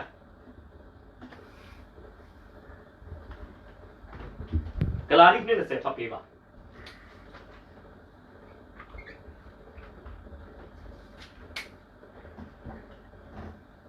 ငါဒီခရစ်တော်နဲ့အတူလောကရန်မှာအတိခံပြီးသူတို့လည်းအသက်ရှင်တယ်သူတို့ဆိုတော့ငါဒီကိုယ်ရမရှင်ခရစ်တော်ဒီငါ၌ရှင်တော်ကိုခန္ဓာ၌ယခုငါရှင်တော်အသက်ဒီဘုရားသခင်ကိုသားတော်ကိုယုံကြည်ခြင်းအဖြစ်သားတော်ကိုသားတော်ဒီငါကိုချစ်၍ငါတို့အဖို့ကိုဆွတော်ကိုကျေးဇူးတင်တယ်ငါဒီခရစ်တော်နဲ့ဒူလာဝါကတိုင်းမှာအသေးခံပြီးတိုးတော်လဲအသက်ရှင်သေး၏သူတို့ဆိုတော့ငါဒီကိုယ်တိုင်မရှင်ခရစ်တော်ဒီငါ၌ရှင်တော်မူ၏ယခုကိုခန္ဓာ၌ငါရှင်သောအသက်သည်ဖယားသခင်၏သားတော်ကိုယုံကြည်ခြင်းအဖြစ်တည်၏လို့ပြောပါတယ်တကယ်ဆိုလိုရင်းအမှန်ကတော့ယခုကိုခန္ဓာ၌တည်သောအသက်သည်ဖယားသခင်၏သားတော်၏ယုံကြည်ခြင်းအဖြစ်တည်၏လို့ရှင်ဘောလူကဖော်ပြချင်တာဖြစ်တယ်ဆိုတော့ကျွန်တော်ပြောချင်တာပါလေမိတ်ဆွေနဲ့ကျွန်တော်ငရဲမကြဖို့အတွက်ယေရှုခရစ်တော်ကကားတိုင်းချက်မှာအသေးခံပေးတယ်အဲ့ဒါကြောင့်ကျွန်တော်ဗာဖြစ်သွားလဲသူ့ရဲ့အသေးခံခြင်းမြုပ်နှံခြင်းထမြောက်ခြင်းဆိုတဲ့အေဝံဂေလိသတင်းစကားကိုကျွန်တော်ယုံကြည်ဝန်ခံတဲ့အခါမှာကျွန်တော်ဖယားသားသမီးဖြစ်လာတယ်ထာဝရအသက်ရလာတယ်ကဲတင်ချင်းရောက်ပေမဲ့ကဲတင်ချင်းစိတ်ချပေမဲ့ကျွန်တော်ကောင်းကင်ချက်ချင်းမရောက်သေးဘူးဒီကဘာမြေကြီးပေါ်မှာဤလောကကိုအစိုးရသောဖယားဆိုတဲ့စာတန်မာနယာယီသိမ့်ပိုက်ထားတဲ့ဒီကဘာမြေကြီးပေါ်မှာကျွန်တော်တို့ကအသက်ရှင်နေရတယ်အဲ့အတွက်ကြောင့်ဘာရှိလဲကိုယ်ကားတက်မဲ့ခြင်းမျက်စိတက်မဲ့ခြင်းလောကီစီးစနိုင်ဝါကြွားခြင်းဆိုတဲ့လောကရဲ့စိုးညစ်တဲ့နိယာမတရားကြီးကကျွန်တော်တို့ကိုနေ့နေ့ညညဆိုသလိုဘာလို့ဆိုရင်ခိုးခြင်းတတ်ခြင်းဖျက်ဆီးခြင်းကကြိုးစားတယ် အဲ့ဒါကိုဘယ်လိုခေါ်လဲဆိုအပြစ်တကူလို့ခေါ်ပါအပြစ်တကူကစွမ်းအားအရန်ကြီးတယ်အဲ့ဒီအပြစ်တကူကနေကျွန်တော်တို့နေ့စဉ်အသက်တာမှာလွတ်မြောက်ဖို့အတွက်ယေရှုဖခင်ကအပြစ်ဒဏ်စီရင်ခြင်းကလွတ်မြောက်ဖို့အသေးခံပေးုံသာမကနေ့စဉ်အသက်တာအပြစ်တကူကနေကျွန်တော်ကျမတို့လွတ်မြောက်ဖို့အတွက်ကျွန်တော်ကျမတို့ရဲ့အသက်တာအထဲမှာသူသည်ဝင်ရောက်ပြီးလာရောက်ပြီးအသက်ရှင်ပေးတာဖြစ်ပါတယ်ဘုရားရှင်နာမတာရေးပုံကြည့်ပါစေဒါကြောင့်ဒီမှာကျွန်တော်ပေါ်ပြမယ်အပြစ်ဒဏ်စီရင်ခြင်းကလွတ်မြောက်ဖို့အသေးခံပေးခဲ့တဲ့ယေရှုဖခင်ဟာအပြစ်တကူကနေကျွန်တော်လွတ်မြောက်ဖို့အတွက်ကျွန်တော်တို့အသက်တာထဲမှာရှင်ပေးတာဖြစ်ပါတယ်ဘယ်အချိန်မှလဲယေရှုခရစ်တော်ကိုအသက်သခင်ကယ်တင်ပိုင်ရှင်အနေနဲ့ယုံကြည်ဝန်ခံတဲ့အချိန်မှာဖြစ်ပါတယ်ဒါကြောင့်ယေရှုပြုတော်မှာယောဟန်14:6တမန်တော်42အဲ့ကျမ်းကနှစ်ပိုက်ကိုကျွန်တော်ကြည့်စီခြင်းနဲ့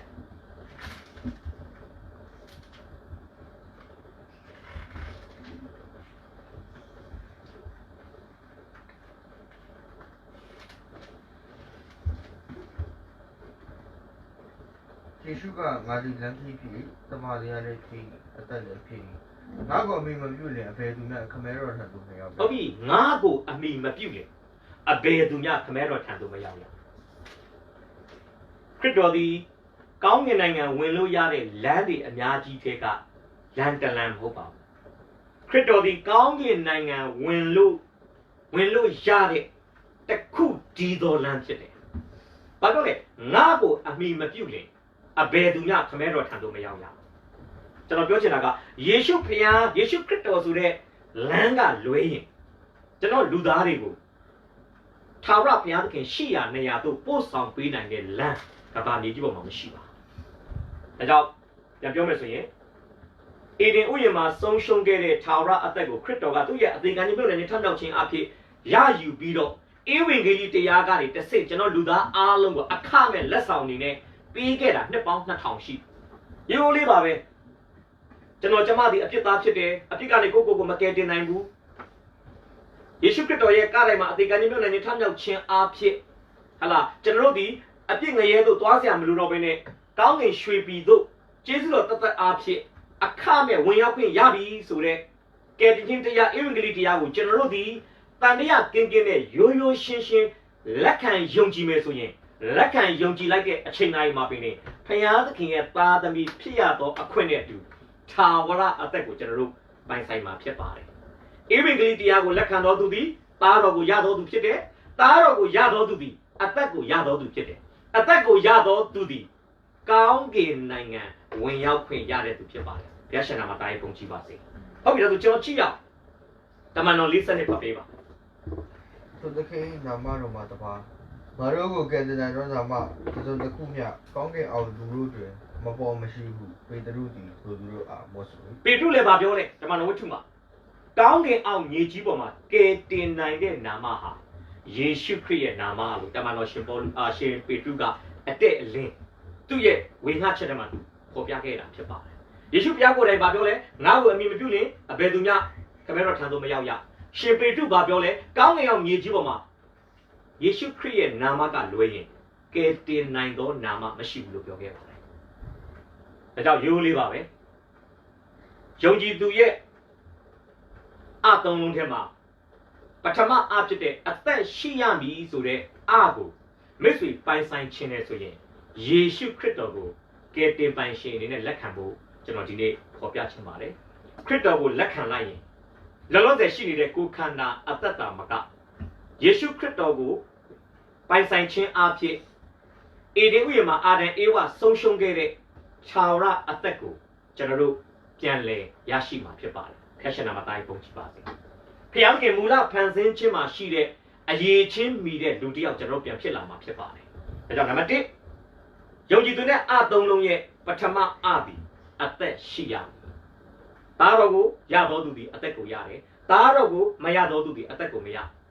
နောက်ရှင်ယောဟန်ကပါဆက်ပြောတယ်ထာဝရအသက်ကိုကိုယ်တိုင်ရသည်ဟုသိစေခြင်းကကိုယ်တိုင်ထာဝရအသက်ရမရဆိုတာကိုယ်တိုင်သိဖို့လိုတယ်သားသမီးရဲ့ထာဝရအသက်ကိုမိဘကယူပေးလို့မရ မိဘရဲ့ထာဝရအသက်ကိုလည်းသားသမီးကယူပေးလို့မရဘူးတယောက်ချင်းစီဟာထာဝရအသက်ရမရဆိုတာယေရှုသားတော်ကိုရမရနဲ့ဓာတ်ရိုက်အချိုးကျပါတယ်ဒါကြောင့်ဒီကညီကောင်မောင်နှမတွေကျွန်တော်စမ်းစစ်စေချင်တယ်စစ်မှန်တဲ့ယုံကြည်သူဖြစ်ဖို့နာမည်ခံယုံကြည်သူမဟုတ်ဘဲနဲ့ဖယားရဲ့နှလုံးသားထဲမှာအတိအမှတ်ပြုတဲ့ယုံကြည်သူဖြစ်ဖို့ရန်အတွက်မိတ်ဆွေဖယားပေးတဲ့ထာဝရအသက်ကိုရထားပြီးပြီလားအေဒင်ဥယျာဉ်မှာအာဒံအေဝဆုံးရှုံးခဲ့တဲ့ဝိညာဉ်အသက်ကိုမိတ်ဆွေဒီသားတော်ကိုယုံကြည်ခြင်းအဖြစ်ပြန်လည်လက်ခံရရှိပြီလားဆိုတာဒီနှုတ်ကပတ်တော်ကိုကြားနာခြင်းအဖြစ်မိမိကိုမိမိပြန်လည်စမ်းစစ်ဖို့ကျွန်တော်ဒီနေ့ဖော်ပြပေးခြင်းပါတယ်ကဲဒုတိယခေါင်းစဉ်ကျွန်တော်သွားခြင်းတယ်ဒုတိယတော့အသိရှိရပြီ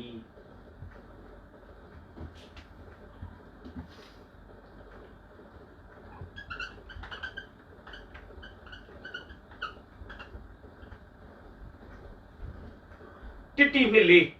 ဖတ်ပေးပါတိမောသေဩဝါဒစာပထမဆောင်အခန်းကြီးနဲ့အပိုင်ငယ်လေး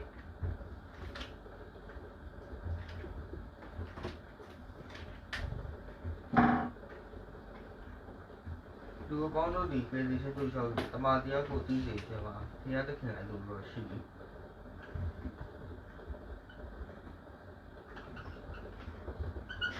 တမန်တရားကိုသိစေခြင်းမှာဟုတ်ပြီဆက်ဖတ်ပေးပါပြည့်38ကျ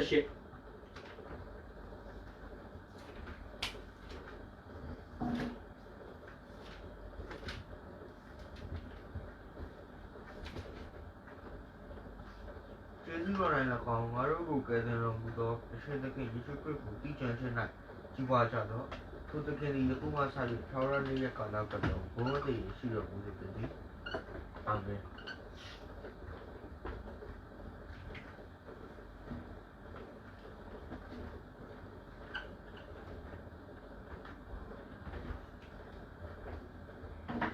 တိနှစ်လေးမှာတမန်တော်ရှင်ပေါလုကဘာပြောလဲဆိုရင်လူအပေါင်းတို့သည်တဲ့ကယ်တင်ခြင်းသို့ရောက်၍သမာတရားကိုသိစေခြင်းကဘုရားသခင်အလိုတော်ရှိတယ်လို့ပြောပါတယ်လူပေါင်းတို့ဒီကယ်တင်ခြင်းသို့ရောက်တယ်ဆိုတာခုနကျွန်တော်ပြောခဲ့တဲ့အသက်ရရှိတဲ့အခန်းကဏ္ဍဖြစ်ပါတယ်သမာတရားကိုသိစေခြင်းကဆိုတာကြတော့ဘာလဲဆိုရင်အသိရရှိတဲ့အခန်းကဏ္ဍဖြစ်ပါတယ်ဒီကျမ်းစာကပြောတဲ့သိတယ်ဆိုတဲ့အရာကဟလာတိနှစ်လေးမှာပြောတဲ့သိတယ်ဆိုတဲ့အရာကနှစ်ပေ38မှာပြောတဲ့သိကျွမ်းခြင်းက၎င်းဆိုတဲ့အရာနဲ့အတူတူပဲဖြစ်ပါတယ်ဆိုလိုချင်တာကသာရသက်ရတဲ့လူတစ်ယောက်ဟာတမာတရားကိုဆက်လက်သိရှိဖို့လိုတယ်ယောဟန်8:32မှာပြောတယ်တမာတရားကိုသိ၍ထိုတရားဟာသင်တို့ကိုလွှတ်ချင်းခွင့်ပေးတယ်လို့ပြောတာတော်တော်များများခရိယန်တွေကကယ်တင်ခြင်းတို့ရောက်၍ဆိုတဲ့အဆင့်မှာရပ်သွားတယ်ဗျကယ်တင်ခြင်းရောက်ပြီဆိုပြီးပြီဒါတော့ကယ်တင်ခြင်းသည်ခရိယန်အသက်တာရဲ့အဆုံးသတ်မဟုတ်ဘူးနော်ကယ်တင်ခြင်းဆိုတာခရိယန်အသက်တာရဲ့တာထွက်တဲ့နေရာမှာပဲရှိသေးတယ်ဒါဆိုကယ်တင်ရောက်ပြီးပြီမဟုတ်ပါဘူးကယ်တင်ခြင်းရောက်ပြီးရင်ဘာလို့လဲတမာတရားဆက်သိဖို့လိုတယ်ယေရှုခရစ်တော်ကိုဆက်လက်ပြီးသိကျွမ်းဖို့လိုတယ်အဲ့ဒီအတိမရှိရင်ကျွန်တော်တို့မှာကြီးမားတဲ့အန္တရာယ်ရှိပါတယ်ကျွန်တော်ပြောပြီးပြီလေကယ်တင်ခြင်းရောက်တော်ညာလဲကောင်းငင်မရောက်ဘဲနဲ့ကဘာမြေကြီးပေါ်မှာယုံကြည်သူတယောက်အနေနဲ့ခရိယန်တယောက်အနေနဲ့ကျွန်တော်တို့ကဖျားထားရင်ထားသလောက်ပေါ့အနှစ်40လားအနှစ်60လားအနှစ်80ကျွန်တော်နေရအောင်မှာနေတဲ့အခါမှာဘာတွေတွေ့နိုင်လဲလောကမှာရှိတဲ့ဟလာသွေးဆောင်ခြင်းတွေစုံစမ်းခြင်းတွေသာမကဟလာမဿဲလေးမှာစာရန်ဒီပင်လေယေရှုခရစ်တော်ကိုဟလာစာလံ61ကိုသုံးပြီးသွေးဆောင်တယ်လို့မျိုးမှားရွံ့တဲ့ဩဝါဒတွေတမန်ကျမ်းစာကိုလွဲမှားစွာအနှစ်ဖွင့်တဲ့အရာတွေကကျွန်တော်တို့အသက်တာကိုနင်းနေညညဘာလို့တိုက်ခိုက်နိုင်လဲအဲ့ဒါဘာလို့လဲအသိရှိဖို့လိုတယ်အသိလို့ပြောတဲ့အခါမှာလောကီအသိဘဟုတုဒ္ဒတွေကိုကျွန်တော်ပြောတာမဟုတ်ဘူးနဲ့ဝိညာဉ်ရေးရာအသိဘုရားအသိကျွမ်းခြင်းကိုကျွန်တော်ရေညွှန်းတာဖြစ်တယ် အဲ့တိကျွမ်းချင်းမရှိတဲ့အတွက်ကြောင့်ဒီနေ့ခရိယန်တွေဟာဗျာများနေတာဖြစ်တယ်ဥပမာကျွန်တော်ပြောမယ်တချို့တွေဆွဲလန်းတယ်လေအဖွားမှာကင်ဆာယောဂါရှိပြီးတော့အဖွားဆုံးသွားတယ်အမေလည်းကင်ဆာယောဂါရှိတယ်ကျမလည်းရှိမလားအဲ့မှာဘာတွေပေါ်လာလဲဘိုးစင်မောင်ဆက်ယောဂါဖြစ်တယ်လို့ကိုယ်လည်းမဖြစ်ဖို့အတွက်ချိန်ချင်းအမင်္ဂလာကိုဖြတ်တောက်ဖို့လိုတယ်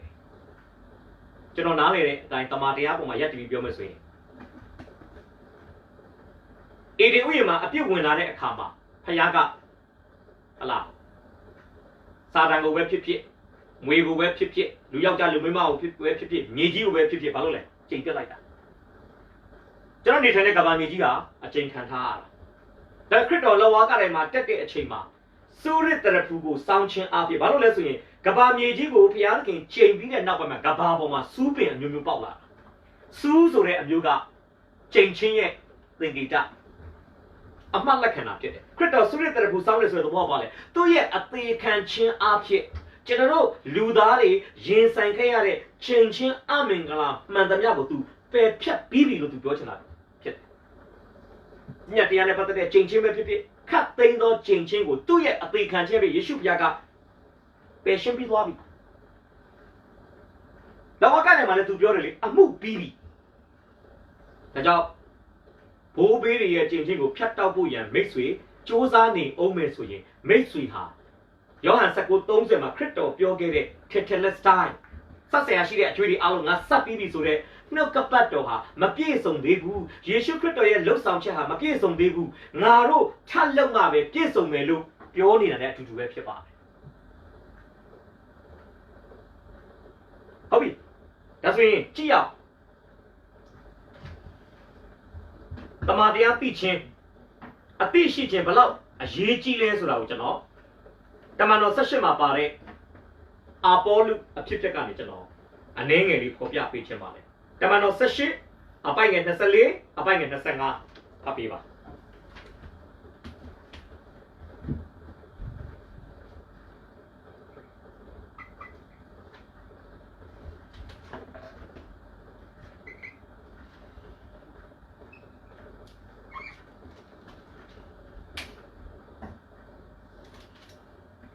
အပေါလုအမေရှိသောအာလီဇနီမြို့သားကြီးလာလူတယောက်သည်အိဗရမြို့သို့ရောက်လာ၏ထိုသူသည်နှုတ်တတိနှင့်ပြေဆုံးပြီးကျမ်းစာ၌အားကြီးတော်သူဖြစ်၏သခင်ဖျား၏ဘာသာ၌လေ့ကျက်၍စိတ်အားကြီးသဖြင့်သခင်ဖျား၏အကြောင်းများကိုစစ်စစ်ဖော်ပြော၍သုံးဝဩဝါဒသည်သို့တော်လည်းရောခိုင်၏ဗတ္တိဇံပေါ်လာသည်ဟုတ်ပြီပုဂ္ဂိုလ်တစ်စုံတစ်ယောက်ရဲ့အကြောင်းကိုဖော်ပြတဲ့အခါမှာအရှိပိုင်းမှာသူ့ရဲ့အာသာချက်တွေကိုဖော်ပြလာပြီးတော့အဆုံးသတ်နာရောက်ခံဒီမှာတိုးတော်လဲဆိုတဲ့စကားလုံးပါလာပြီဆိုရင်အရှိမှာသူရှိထားတဲ့သူ့ရဲ့အာသာချက်တွေဟာအရာမရောက်တော့ဘူးဆိုတော့ကျွန်တော်ဒီနေ့ဖော်ပြပေးချင်တာဖြစ်တယ်ဆိုတော့ဒီကျမ်းစာကအာပေါလုနဲ့ပတ်သက်ပြီးဘယ်လိုဖော်ပြလဲကျွန်တော်ပြန်ဖတ်ပြချင်တယ်သူဟာနှုတ်သက်တိနဲ့ပြည့်စုံတယ်စကားကြွယ်တယ်ဗျာအပြောပိုင်တယ်ကျွန်တော်ငါတို့စစ်တိုက်ရဲ့သုံးဆွဲသောလက်နက်ဆိုတဲ့ခေါင်းစဉ်နဲ့ကျမ်းစာသင်တဲ့နေ့မှာလည်းကျွန်တော်ပြောခဲ့ပါတယ်ကောရိန္သုအသင်းတော်မှာအုပ်စုလေးစုကွဲနေတယ်ပေါလုတပည့်အာပေါလုတပည့်ကေဖာတပည့်ခရစ်တော်တပည့်ဆိုပြီးတော့မှတချို့ကပေါလုကိုကြိုက်တယ်ဘာလို့လဲပေါလုကဩဝါဒပိုင်းဆိုင်ရာဟောပြောတဲ့သူဖြစ်တယ် doctrine မှာအရန်ခိုင်မာတဲ့ပုဂ္ဂိုလ်တချို့ကပေတရုကိုကြိုက်တယ်ဘာကြောင့်လဲပေတရုကအတွေ့အကြုံနဲ့တရားဟောတယ်တကယ် practical preacher တယောက်ဖြစ်တယ်ပေါလုကတော့ doctrinal preacher တယောက်ဖြစ်တယ်အာပေါလုကျတော့ eloquency preacher ဖြစ်တယ်အပြောအရန်ပိုင်တယ်ကျွန်တော်လွန်ခဲ့တဲ့15နှစ်လောက်က Hyper မိတ်တာရမှာကျွန်တော်ကျမ်းစာသင်ပါတယ်ဆိုလည်းသိလိမ့်မယ်ဒီကျမ်းစာသင်တာကိုကြည့်နေတဲ့လူတွေသိလိမ့်မယ်ဒီ Hyper မိတ်တာရအင်ရှင်ဖြစ်တဲ့ဦးဝင်းအောင်ကျွန်တော်အဲ့ဒီပေါလုတပည့်အာပေါလုတပည့်ကေဖာတပည့်ခရစ်တော်တပည့်ဆိုတဲ့အကြောင်းလေးကိုသင်ရင်းနဲ့ဦးဝင်းအောင်ကိုကျွန်တော်မေးလိုက်တယ်အင်ရှင်ကိုဦးဝင်းအောင်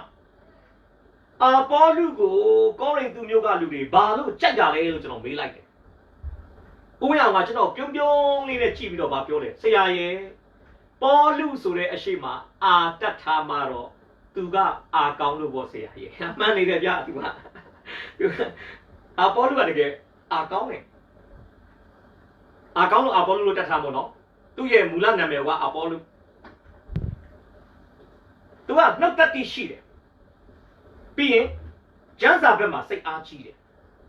ကျွန်တော်ထင်တယ်ဟောရပြောရတာအရန်ကိုသူကခုံမင်တဲ့သူသူရဲ့ပြဿနာကအပိုင်ငယ်25မှာလည်းကျွန်တော်ပြန်ဖတ်ပြမယ်သခင်ဘုရားဤဘာသာ၌လေ့ကျက်၍ပြဿနာခရိယန်ဘာသာနဲ့ပတ်သက်တာသူကတော်တော်လေးဘယ်လိုခေါ်မလဲ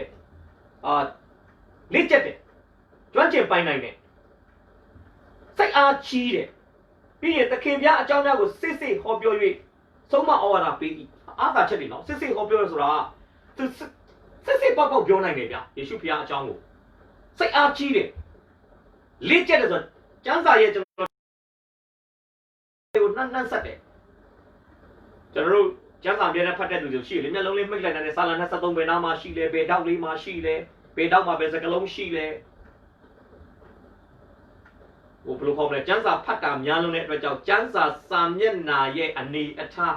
အခန်းကြီးအခန်းငယ်လေးရဲ့တီရှိပုံကိုမျက်စိမိတ်လိုက်ရင်တော့သိနေတယ်ဗျအဲ့လိုလူမျိုးဒါတော့သူရဲ့ပြဿနာကဘာလဲယောဟန်ဤဗာတီဇန်ကိုသာသိတယ်အဲ့ဒါကြောင့်လည်းနည်းနည်းလေးရှင်းပြချင်တယ်အဲ့မှာကျွန်တော်အရင်ဆုံးရေးလိုက်မယ်နော်တိုးတော်လဲယောဟန်ဤဗာတီဇန်ကိုသာသိ၏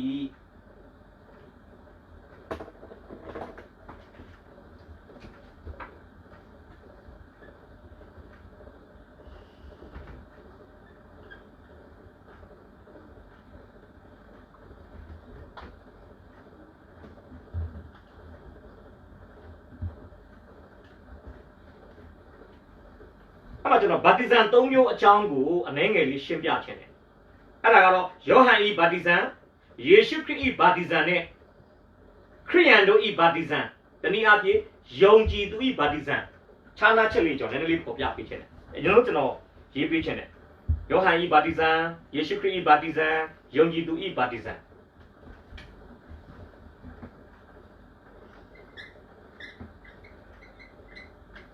ယောဟန်ဤဗာတီဇန်လို့ပြောတဲ့အခါမှာဗာတီဇန်ဆရာယောဟန်ရဲ့ဗာတီဇန်ဆရာယောဟန်ပေးခဲ့တဲ့ဗာတီဇန်မင်္ဂလာကိုကျွန်တော်ရည်ညွှန်းတာဖြစ်ပါတယ်ဟုတ်ပြီကြည့်ဖို့အတွက်ကျမ်းစာကမာကု1:4နဲ့5မာကု1:4နဲ့5ကြည့်ရအောင်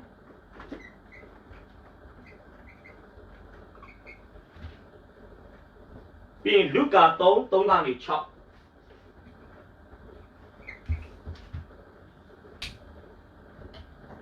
အပေးပါ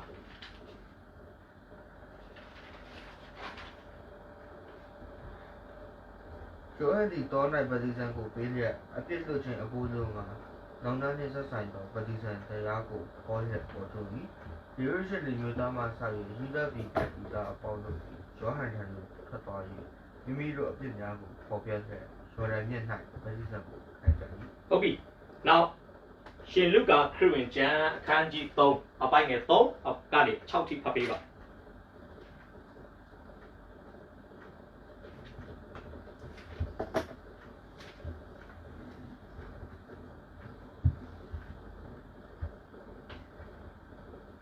ေရှာယ၏ကျမ်းစာရန်လာပြီပါတောနာဟစ်ကျွေးထိုတောနာဟစ်ကျော်တို့သူ၏အတ္တမှာထာဝရဘုရားကြွတော်မူတဲ့လမ်းကိုပြင်ကြလော့လမ်းကြီးတော်ကိုဖြောက်ပြကြလော့ကျိုင်ဝမ်းရှိသမျှတို့ကိုဖို့ရမည်တောင်ကြီးကောက်ငယ်ရှိသမျှတို့ကိုဖြိုရမည်ကောက်တော်လမ်းများကိုဖြောက်ဆရမည်ကျမ်းတော်လမ်းများကိုလည်းတုတ်တင်ပြင်ဆင်ရမည်လူအပေါင်းတို့သည်ဘုရားသခင်၏ကယ်တော်မူခြင်းအကြောင်းကိုမြင်ရကြတဲ့သူလာဒီနှင့်အညီယောဟန်သည်ဂျော်ဒန်မြစ်နား၌အနံ့ပြလှည့်အပြစ်လွတ်ခြင်းအဖို့လုံးမှာနောင်တနှင့်ဆက်ဆိုင်သောပတိဇံတရားကိုဟောလေဟုတ်ပြီယောဟန်ရဲ့ဗာတီဇန်ဆိုတာနောင်တနဲ့ဆက်ဆိုင်တဲ့ဗာတီဇန်ဖြစ်တယ်ဆိုတော့နည်းနည်းလေးရှင်းပြမယ်မလခိအနာဂတိကျမ်းနဲ့ရှင်မသက်ခရစ်ဝင်ကျမ်းကြားမှာနှစ်ပေါင်း400လောက်ဘုရားသခင်တိတ်ဆိတ်စွာနေပါတယ်အဲ့ဒီတိတ်ဆိတ်စွာနေတဲ့ကာလမှာ အခုကျွန်တော်တို့66ကျမ်းလို့ဟာလာကျွန်တော်တို့ပေါင်းစည်းထားတဲ့ဘုရားခင်မှုတ်သွင်းထားတဲ့တမန်ကျမ်းစာထဲကဘယ်ကျမ်းစာမှအဲ့ဒီမာလခိနဲ့မဿဲကြားနှစ်ပေါင်း400သခင်ပြတိတ်စစ်တဲ့ကာလမှာမထွက်ပေါ်လာဘူးကျမ်းစာမဟုတ်တဲ့ကျမ်းတွေကတော့အဲ့ဂျားကာလမှာအများကြီးထွက်လာတယ်ဘုရားမမှုတ်သွင်းတဲ့ဟလားမှုတ်သွင်းချင်းထဲမှာရေတွက်မခံရတဲ့ကျမ်းစာလို့နာမည်ခံထားတဲ့စာအုပ်တွေကတော့အဲ့ဒီနှစ်ပေါင်း400ကျော်မှာအများကြီးထွက်ထားတယ်ဒါပေမဲ့ကျမ်းတွေကိုယေရှုခရစ်တော်အမှုတော်ဆောင်တဲ့ခါမှာတစ်ခါမှမကိုးကားဘူးတမန်တော်တွေအမှုတော်ဆောင်တဲ့ခါမှာဓမ္မသစ်မှာတစ်ခါမှမကိုးကားဘူးအဲ့ဒီကျမ်းတွေကလူတွေကြားတဲ့အခါမှာဘာမှတိဆောက်ဆရာမဖြစ်ဘူးလူတွေရဲ့အသက်တာကိုပြောင်းလဲအောင်မလုပ်နိုင်ဘူးကျွန်တော်လက်ထဲမှာရှိနေတဲ့66ကျမ်းကတော့ယေရှုဖျားလဲကိုးကားတယ်တမန်တော်တွေလဲဟာလာသူတို့ရဲ့သာသနာအမှုရာတွေမှာပြန်ပြီးတော့မှကိုးကားခဲ့တဲ့ကျမ်းစာတွေဖြစ်ဆိုတော့ပြန်ပြောမယ်ဆိုရင်ဒီနှစ်ပေါင်း400အတွင်းမှာပါရီရှေတို့ဇတ်တူဂေတို့ဆိုတဲ့ဘာသာရေးအဖွဲ့တွေပေါ်လာတယ်ဒီဟေလုတ်တပြေတို့နောက်ပြီးတော့မှဗတ္တိဇံခံတဲ့အလေးအထဗတ္တိဇံမင်္ဂလာဆိုတဲ့အလေးအထကအဲ့ဒီနှစ်ပေါင်း400အတွင်းမှာရှိလာတာဖြစ်တယ်ဒီတပါးမျိုးသားတစ်ယောက်ပေါ့ဂျန်ထိုင်းလို့ခေါ်တဲ့တပါးမျိုးသားတစ်ယောက်ကထာဝရဘုရားကိုယုံကြည်ပြီးတော့သူဘာလုပ်ချင်လဲဆိုရင်ဂျူးဘာသာတဲ့ဝင်ချင်တယ်ဆိုရင်သူတို့ဘယ်လိုခေါ်လဲproselyte လို့ခေါ်တာ proselyte လို့ခေါ်တယ်ဂျန်ထိုင်း proselyte လို့ခေါ်တယ်ဘာဝင်ပေါ့သူတို့ဘာလုပ်ရလဲဆိုရင်တပါးမျိုးသားတွေကကျမ်းစာထဲမှာသူခွေးကဲသူတတ်မှတ်တာသူတို့ကမစင်ကြယ်ဘူးမတန့်ရှင်းဘူးတပါးမျိုးသားတစ်ယောက်ကဟာလာဖျားသခင်ရွေးကောက်ထားတဲ့ဖျားလူမျိုးတော်ဖြစ်တဲ့ယူဒလူမျိုးတွေကိုးကွယ်ခြင်းတယ်ဆိုသူဘာလုပ်ရလဲဆိုရင်ဘာပြောင်းဖို့အတွက်ဘာသာဝင်လူတစ်ယောက်အနေနဲ့ဝင်ရောက်လာဖို့အတွက်ဒီတန့်ရှင်းခြင်းအခမ်းအနားကျင်းပအဲ့တန့်ရှင်းခြင်းအခမ်းအနားကဘာနဲ့လုပ်ရလဲဆိုရင်ဗတ္တိဇံမင်္ဂလာခံခြင်းအဖြစ်ဆိုလို့ချင်တာproselyte တယောက်ကဟာလာယူဒဘာသာဝင်လာတဲ့ဟာလာလူတယောက်ကယူဒဘာသာကသူ့ကိုလက်ခံဖို့အတိမတ်ပြုဖို့ရန်အတွက်သူဒီအရေးပြားလေးမင်္ဂလာခံရုံတော်မှာကဒီဗတ္တိဇံမင်္ဂလာခံခြင်းအဖြစ်အရင်တော့လောက်တာမဟုတ်ဘူးနော်မာလခိနဲ့မဿဲကြားမှာဒီ practice တွေပေါ်လာတာသူတို့ဝင်လာတယ်အဲကြောင့်သူတို့ကဘာလဲဆိုရင်တန့်ရှင်းတဲ့အခမ်းအနားဖြစ်တယ်ဘာသာရေးအရာတတ်မှတ်ထားတာလူတီထွင်တာနော်နောက်ကျမ်းစာကလောက်ခိုင်းတာမဟုတ်ဘူးနောက်တော့တတ်မှတ်တာမဟုတ်ဘဲနဲ့လူတွေလုပ်တဲ့အရာလို့ကျွန်တော်ပြောချင်တယ်နဲ့တပါးမျိုးသားတွေကဟလာမိမိကိုမိမိတန့်ရှင်းဖို့ရန်အတွက်ဗတ္တိဇံမင်္ဂလာခံကြတယ်ဒီဗတ္တိဇံဆရာယောဟန်ပြောတဲ့နောင်တနဲ့ဆက်ဆိုင်တဲ့ဗတ္တိဇံမင်္ဂလာကြတော့တပါးအမျိုးသားတွေကိုရည်ရွယ်တာမဟုတ်ဘဲနဲ့အထူးသဖြင့်ဂျူးတွေကိုရည်ရွယ်တာဖြစ်တယ်။ဘာအတွက်လဲဆိုရင်ဂျူးတွေကိုသူဘာလို့အဲ့လိုရည်ရွယ်လဲဆိုရင်အဓိကတော့ဂျူးလူမျိုးတွေကိုသူနောင်တရစေခြင်းတဲ့အတွက်ကြောင့်ဖြစ်တယ်။အဲကြောင့်ဒီယောဟန်ရဲ့နောင်တနဲ့ဆိုင်တဲ့ဗတ္တိဇံကိုခံဖို့အတွက်ဘာလိုအပ်လဲဆိုရင်တစုံတစ်ယောက်သောသူဟာမိမိရဲ့အပြစ်ကိုမိမိသိမှတ်ဖို့လိုတယ်ဟာငါမှားပါလားငါမှာအပြစ်ရှိပါလားသိဖို့လိုတယ်အဲ့နှစ်ချင်းခံမယ်ဆိုရင်အရင်ဆုံးအဲ့ယောဟန်ရဲ့ဗတ္တိဇံကိုခံမဲ့သူကနောင်တနဲ့ဆိုင်တဲ့ဗတ္တိဇံကိုခံမဲ့သူကအရင်ဆုံးကိုယ့်အပြစ်ကိုသိမှတ်ရမယ်ပြီးလို့ရှိရင်အသက်တော်လားရာကိုသွားချင်တဲ့လူဖြစ်ရမယ်ဒါကြောင့်သူပြောတယ်လေအခွန်ကောက်တဲ့သူတွေကိုပြောလဲမင်းတို့သူများစီကမတရားအခွန်မကောက်နဲ့စစ်သားတွေကိုလည်းပြောလဲသူများမင်းတို့မတရားမပြုကြနဲ့ပြောချင်တာပါလေဒီယောဟန်ရဲ့နောင်တနဲ့ဆိုင်တဲ့ဗတ္တိဇံကိုမခံခင်မှာကိုကသူများပစ္စည်းခိုးတယ်ဆိုပါစို့ခိုးတာကိုမှန်သိသွားပြီယောဟန်ရဲ့နောင်တနဲ့ဆိုင်တဲ့ဗတ္တိဇံကိုခံပြီးတဲ့ခါမှာကိုကအတစ်တော်ဥတီယာသွားတော့မယ်နောက်ဘယ်တော့မှငါတခိုးမလုပ်တော့နောက်ငါဘယ်တော့မှဘိန်းမစားတော့နောက်ငါဘယ်တော့မှစစ်သားတယောက်ဖြစ်ပြီးတိုင်းသူပြည်သားကငါမငင်းဆဲတော့အကောက်ခွန်အရာရှိလုပ်ပြီးငါသူများပစ္စည်းကိုမတရားမယူတော့ဘူးဆိုပြီးတော့သူတို့ကဘာလို့လဲဆိုရင် direction မှာပြောင်းသွားတာ new direction လားရပြောင်းသွားတာဒါကြောင့်နောင်တနဲ့ဆိုင်တဲ့ဗတ္တိဇံဆိုအဲ့ဒါကြောင့်ခေါ်တာနောင်တနဲ့ဆိုင်တဲ့ယောဟန်ရဲ့ဗတ္တိဇံခံဖို့အတွက်မှားရင်ကိုယ့်အမားကိုသိရမယ်ကိုယ့်အဖြစ်ကိုသိရမယ်နောက်တော့မှစိတ်တစ်လူတစ်နဲ့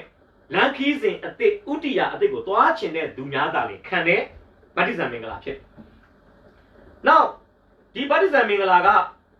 ဘာကို ပေါ်ပြလဲဆိုလို့ရှိရင်မကြခင်ကြွလာတော့မဲ့မေရှိယဟလာသူတို့သိနေတယ်လေမေရှိယမကြခင်လာမယ်မကြခင်ကြွလာတော့မဲ့မေရှိယကိုစောင့်မျှော်သောအားဖြင့်ဖခင်ရဲ့ပညတ်တရားတွေကိုကျွန်တော်ကျမတို့ဟာဟလာပညတ်တရားတွေကိုလိုက်လျှောက်ပါတော့မယ်ပညတ်တရားကတွင်တင်တဲ့အတိုင်းလုပ်ပါဆိုတာကိုလုပ်မယ်မလုပ်နဲ့လို့တားမြစ်တာကိုမလုပ်တော့ဘူးဆိုပြီးတော့မှသူတို့ commitment လုပ်တာစက္ကန့်အနံနဲ့အခမ်းအနားတရားဖြစ်တယ်ကျွန်တော်ပြန်ပြောမယ်ကိုယ့်အဖြစ်ကိုသိမယ်စိတ်သိလူသိဘဝသိဥတီယာသိနဲ့အသက်ရှင်မယ်မေရှိယကြွလာခြင်းကိုမျှော်လင့်သောအားဖြင့်စောင့်မျှော်သောအားဖြင့်ပညတ်တရားကတရားတော်ကတောင်းဆိုတဲ့အတိုင်းနောက်ကပတ်တော်နဲ့အညီအသက်ရှင်မယ်ဆိုပြီးမိမိတို့ကိုမိမိတို့စက္ကတ်တော်သူများဟာအဲ့ဒီအချိန်မှာဘာလို့လဲဆိုရင်ယောဟန်ရဲ့နောင်တနဲ့ဆိုင်တဲ့ပါတိဇန်ကိုခံကြတာဖြစ်ပါတယ်။ဒါပြောဆိုလက်ဝါးကတိုင်ရဲ့ဒီဘက်အချမ်းဖြစ်တယ်။ခရစ်တော်ကားတိုင်းမှာအသေးမခံခင်။တသနာကအာပေါလုကအဲ့ဒါပဲသိတယ်ဗျ။ဒါတော့အာပေါလုဧဝံဂေလိဟောနေတဲ့အချိန်ကခရစ်တော်လည်းထမြောက်ပြီးသွားပြီ။ယေရုရှလင်မြို့မှာအသင်းတော်လည်းရှိနေပြီ။သာသနာတော်ကတမန်တော်18တို့တော်တော်ရောက်နေပြီ။ယေရှုစွန်းတိုင်အောင်ကိုအစပြုနေပြီ။အဲ့ဒီအချိန်ကြီးအာပေါလုသိတာပါလေယောဟန်ရဲ့ဗတ္တိဇံနောင်နာနဲ့ဒါပဲသိတယ်ကျေးဇူးတရားအကြောင်း तू မသိဘူးကျွန်တော်ပြောချင်တာကအာကောင်းပေမဲ့အတိနောက်ကြတယ်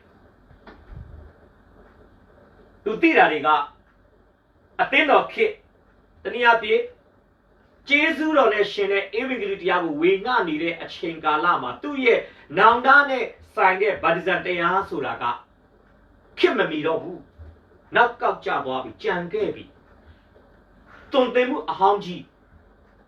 ဟောအဝေးကြီးမှာကြံခဲ့တဲ့မေရှိယကြွလာခြင်းကိုမျော်လင့်တဲ့သူတွေလုပ်တဲ့အရာကမေရှိယကပထမအချိန်ကြွလာလို့ဟာလာလှုပ်เสียရှိတာတွေလှုပ်ပြီးကောင်းကင်ပြန်တက်ပြီးဒုတိယအချိန်ကြွလာမယ်ဆိုတဲ့ဂတိတွေတောင်ပေးပြီးကောင်းကင်မှာခမဲတော်ရဲ့ညာဘက်မှာထိုင်ပြီးတော့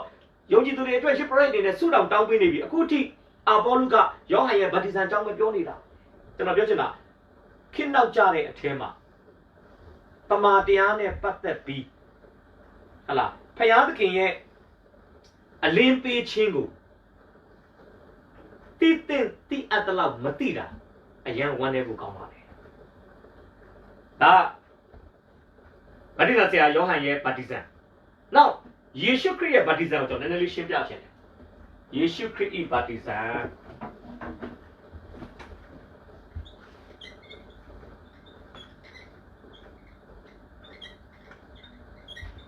ယေရှုခရစ်ရဲ့ဗတ္တိဇံကတော့မဿဲ36တစ်ချက်လောက်ကြည့်ရအောင်မဿဲ36ဖတ်ပေးပါယေရှုဒီဗတ္တိဇံကိုခံတော်မူပြီးရင်ဒီပေါ်မှာထတော်မူဒီပေါ်မှာထစဉ်တွင်ကောင်းကင်ဖွင့်တဲ့တပြည့်ဘုရားသခင်ဝိညာဉ်တော်သည်ဒုံငယ်ကဲ့သို့ဆင်းသက်၍ကိုရောအပေါ်၌နားတော်မူသည်ကိုမြင်ရ၏ဟုတ်ပြီ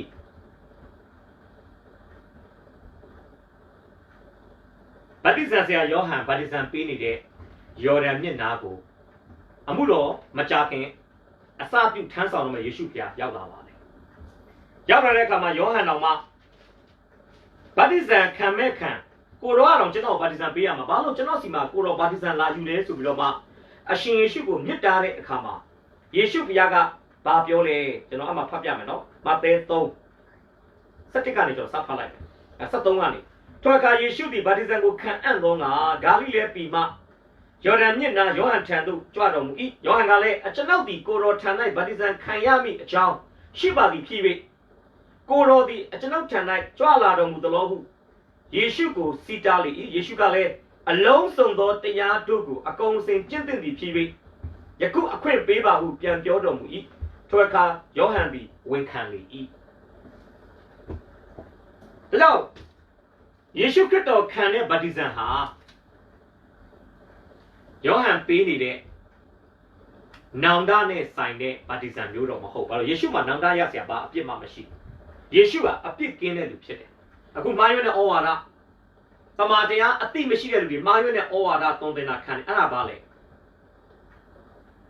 ယေရှုနှစ်ချင်းခံတာတဲ့ယေရှုဘုရားနှစ်ချင်းခံတာမိမကနေမွေးဖွားတဲ့လူဖြစ်လို့တဲ့ယေရှုခရစ်တော်ကိုယ်တိုင်မှာကိုမွေးရပါအပြစ်ရှိတယ် ဒါကြောင့်ယေရှုခရစ်တော်ကနှစ်ချင်းခံရတယ်ဒါမှားယွင်းတဲ့ဩဝါဒဖြစ်တယ်တမန်တရားအသိမရှိတဲ့သူတွေအလိန်ခံရတဲ့ဩဝါဒဖြစ်တယ်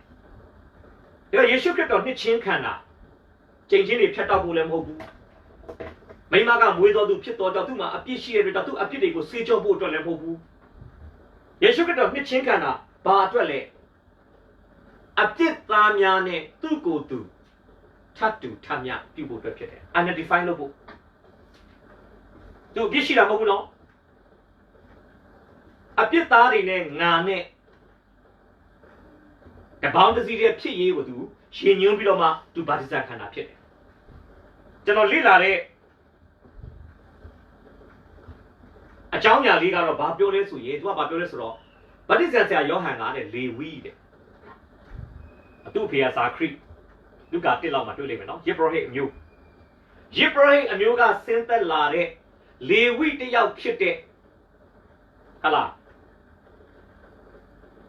ယောဟန်ရဲ့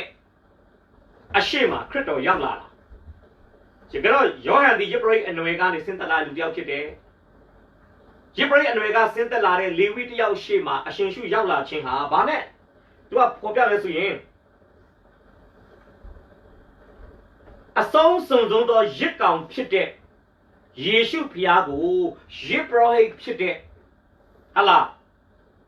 ယေဘရဟိအနွယ်ကဆင်းသက်လာတဲ့လေဝိလူဖြစ်တဲ့လေဝိလူမျိုးကနေဆင်းသက်လာတဲ့လူဖြစ်တဲ့ဗတ္တိဇံဆရာယောဟန်ရဲ့အရှိမအဆုံးစွန်သောရစ်ကောင်ဖြစ်တဲ့အရှင်ယေရှုကိုပူဇော်လိုက်တဲ့အမှုရာမျိုးလို့ကျွန်တော်ဖတ်တဲ့စာအုပ်တုပ်ကလည်းသူကဖော်ပြတယ်ဒါကြောင့်ဗတ္တိဇံဆရာယောဟန်ကပြောတယ်ဤလောကရဲ့အပြစ်ကိုဆောင်သွားမဲ့ဖျားသခင်ရဲ့သားသုံးတငယ်ကိုချိပါဆိုပြီးယောဟန်1:29မှာသူပြောတာအဲ့ဒါကြောင့်ပဲဖြစ်တယ်။ဒါကြောင့်ခရစ်တော်ဗတ္တိဇံခံတာကသူ့အပြစ်တွေကိုဆေးကြောဖို့မဟုတ်ဘူး။ချိန်ချင်းကိုဖြတ်တောက်ဖို့မဟုတ်ဘူး။မိမကမွေးတဲ့အတွက်ကြောင့်မွေးရပါအပြစ်ပါတဲ့အတွက်ကြောင့်ဒီအပြစ်တွေကိုဆေးကြောဖို့လည်းမဟုတ်ဘူး။သူလူစားတိလာခံတဲ့လောကထဲမှာသူကယ်တင်မဲ့အပြစ်သားများနဲ့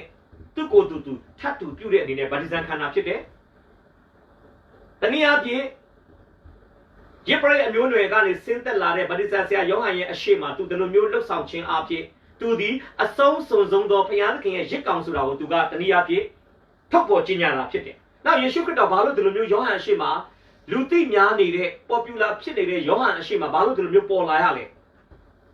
။ယောဟန်ကနေတဆင့်လူထုပိဋကကြီးနဲ့သူ့ကိုယ်သူသာသနာအတွက်မိတ်ဆက်ဖို့ဖြစ်တယ်။မကြခင်သူထမ်းဆောင်တော့မဲ့သာသနာအတွက်သူဘာလို့မလုပ်လဲမိတ်ဆက်ဖို့လုပ်တယ်ဒါကြောင့်ယောဟန်ကနေတဆင့်သူလူထုနဲ့သူမိတ်ဆက်တာဖြစ်တယ်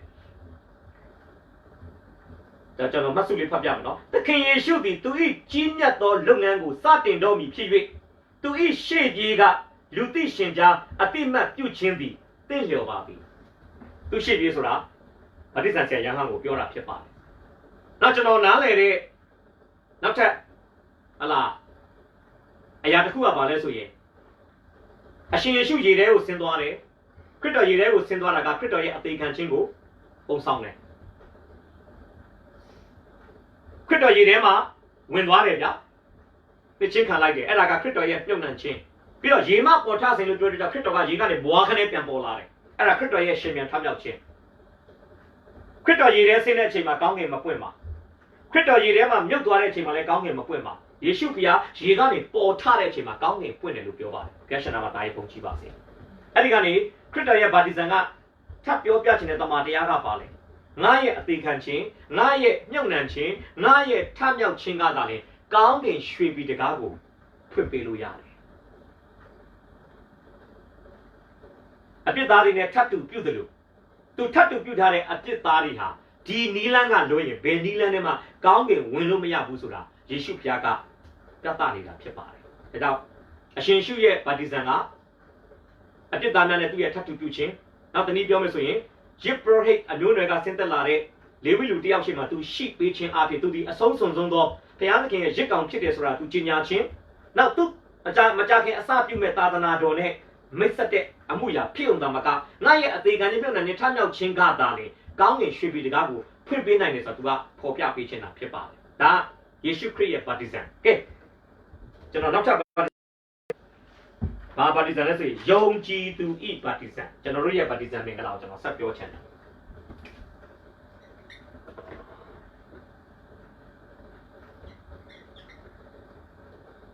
မဿဲ28:19ဖတ်ပြပါ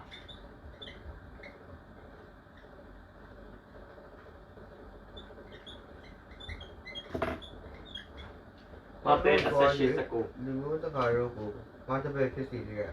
သမဲတော်သားတော် National ဝင်းကြီးတော်ဒီနာမ၌ပฏิစံပြီးကြတယ်ယေရှုတင်တယ်ယုံကြည်သူရဲ့ဗတ္တိဇံကြတော့ဗတ္တိဇံဆရာယောဟန်ပြီးတဲ့ဗတ္တိဇံနဲ့လည်းမတူဘူးယေရှုခရစ်ကိုယ်တိုင်ခံယူတဲ့ဗတ္တိဇံနဲ့လည်းမတူဘူးဆိုတော့ကျွန်တော်ပြောခဲ့လေယေရှုခရစ်ရဲ့ဗတ္တိဇံပါလေ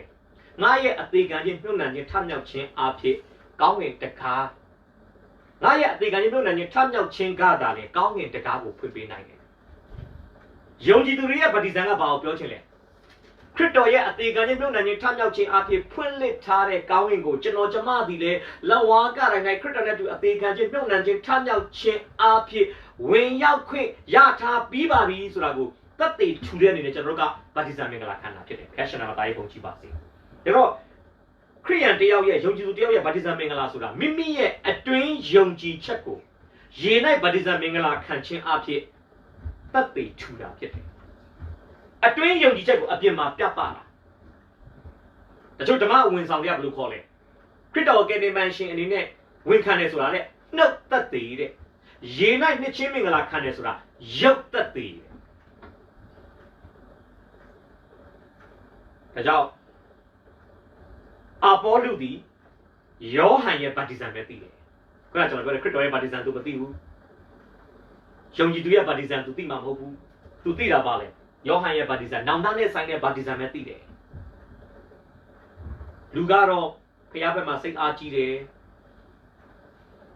ကျမ်းစာကိုလေးချက်တယ်ကျွမ်းကျွမ်းကျင်ကျင်ကျမ်းစာလှန်ရင်လည်းမြန်မြန်လှန်တတ်တယ်ဗျာကျမ်းစာကိုပဲကျမ်းပိုက်ပဲနားမရှိတဲ့ကုန်သိတယ်ပြဿနာပါလေကျမ်းစာကဘာကိုဆိုလို့တလဲဆိုတော့သူကောင်းကောင်းမသိ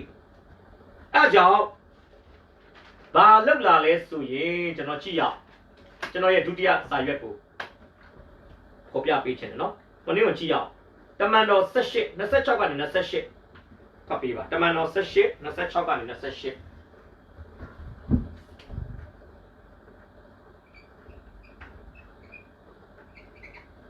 သူဒီတရားစီရင်နိုင်တယ်ဆိုတော့ဟောပြောစာပြီးတစ်ဖြစ်အာကုလနဲ့ပိကိလာတို့ပြီးသူ၏စကားကိုကြားတော့အခါသူ့ကိုယူဖျားသခင်၏ဘာသာတရားကိုတာရွေးသိချစွာသင်ကြားကြ၏ဟုတ်ပြီအဲ့ဒါလေ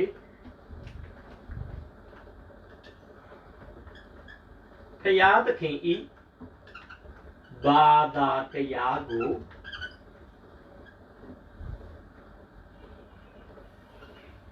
တာရွေးတေချာစွာသင်ကြားကြ၏သူတရားဟောတယ်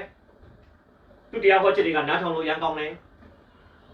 တရားနာပေးတဲ့အတွက်ပြင်းစရာတစိုးတစည်းမှမရှိဘူးပြဿနာကသူသိတဲ့တမာတရားသည်သူရောက်နေတဲ့ခေတ်ကာလနဲ့မစီရောတော့ဘူးဖြစ်တယ်။မှကျွန်တော်တခုပြောမယ်။တရားဟောရာကျမ်းခန်းကြီး28ကိုဖတ်ရင်ကျွန်တော်ဗာတွေ့ရတယ်။ဘုရားရဲ့နှုတ်ကပတ်တော်ကိုနားထောင်ရင်ခံစားရမယ့်ကောင်းကြီးမင်္ဂလာများဟုမူကားဘုရားစကားကိုနားမထောင်ရင်ခံစားရမယ့်ကြင်ချင်းအမင်္ဂလာများဟုမူကားဆိုပြီးတော့မှဖော်ပြထားတယ်။မှန်ပါတယ်တရားဟောရာ28ကတော့ဘုရားစကားနားထောင်ရင်ကောင်းကြီးခံစားမယ်။ဘုရားစကားနားထောင်ရင်ကောင်းကြီးခံစားမယ်။ဘုရားစကားနားမထောင်ရင်ကြင်ချင်း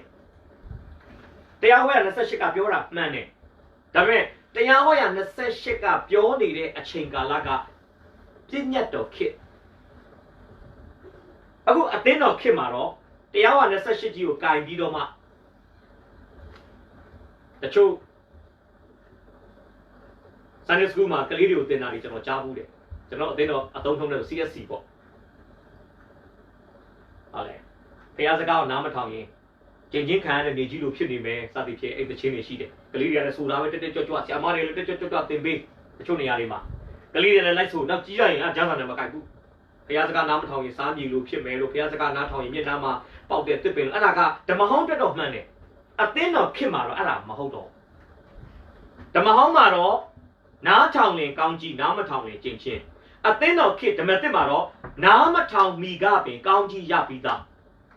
ဒါကြောင့်ကောင်းကြီးခံစားရသည်နှင့်အထိုက်ရောက်ကျင့်ဆောင်သည့်အနေဖြင့်ဖခင်ကိုနာခံတာဖြစ်တယ်ဟာလေလုယာ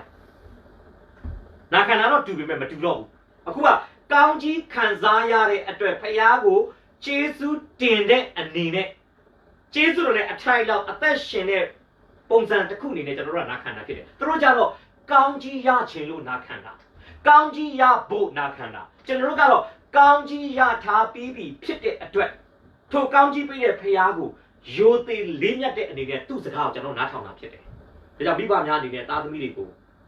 မှားယွင်းစွာမသွန်သင်ပါနဲ့ဘုရားစကားနားထောင်ကောင်းကြီးရမယ်ဓမ္မဟောင်းမှာတော့မှန်ပါတယ်ဓမ္မသစ်မှာတော့ဖျားစကားနားမထောင်ရသေးခင်ကလေးကကျွန်တော်တို့ကကောင်းကြီးခံစားပြီးသားဖြစ်တယ်နောက်တစ်ခုထပ်ပြောမယ်ဆိုရင်ယုံကြည်သူသည်ဖျားရဲ့ဂျုံဖြစ်ပါတယ်မှန်တယ်ဖျားကကျွန်တော်တို့ရဲ့သခင်ကျွန်တော်တို့ကဖျားရဲ့ဂျုံ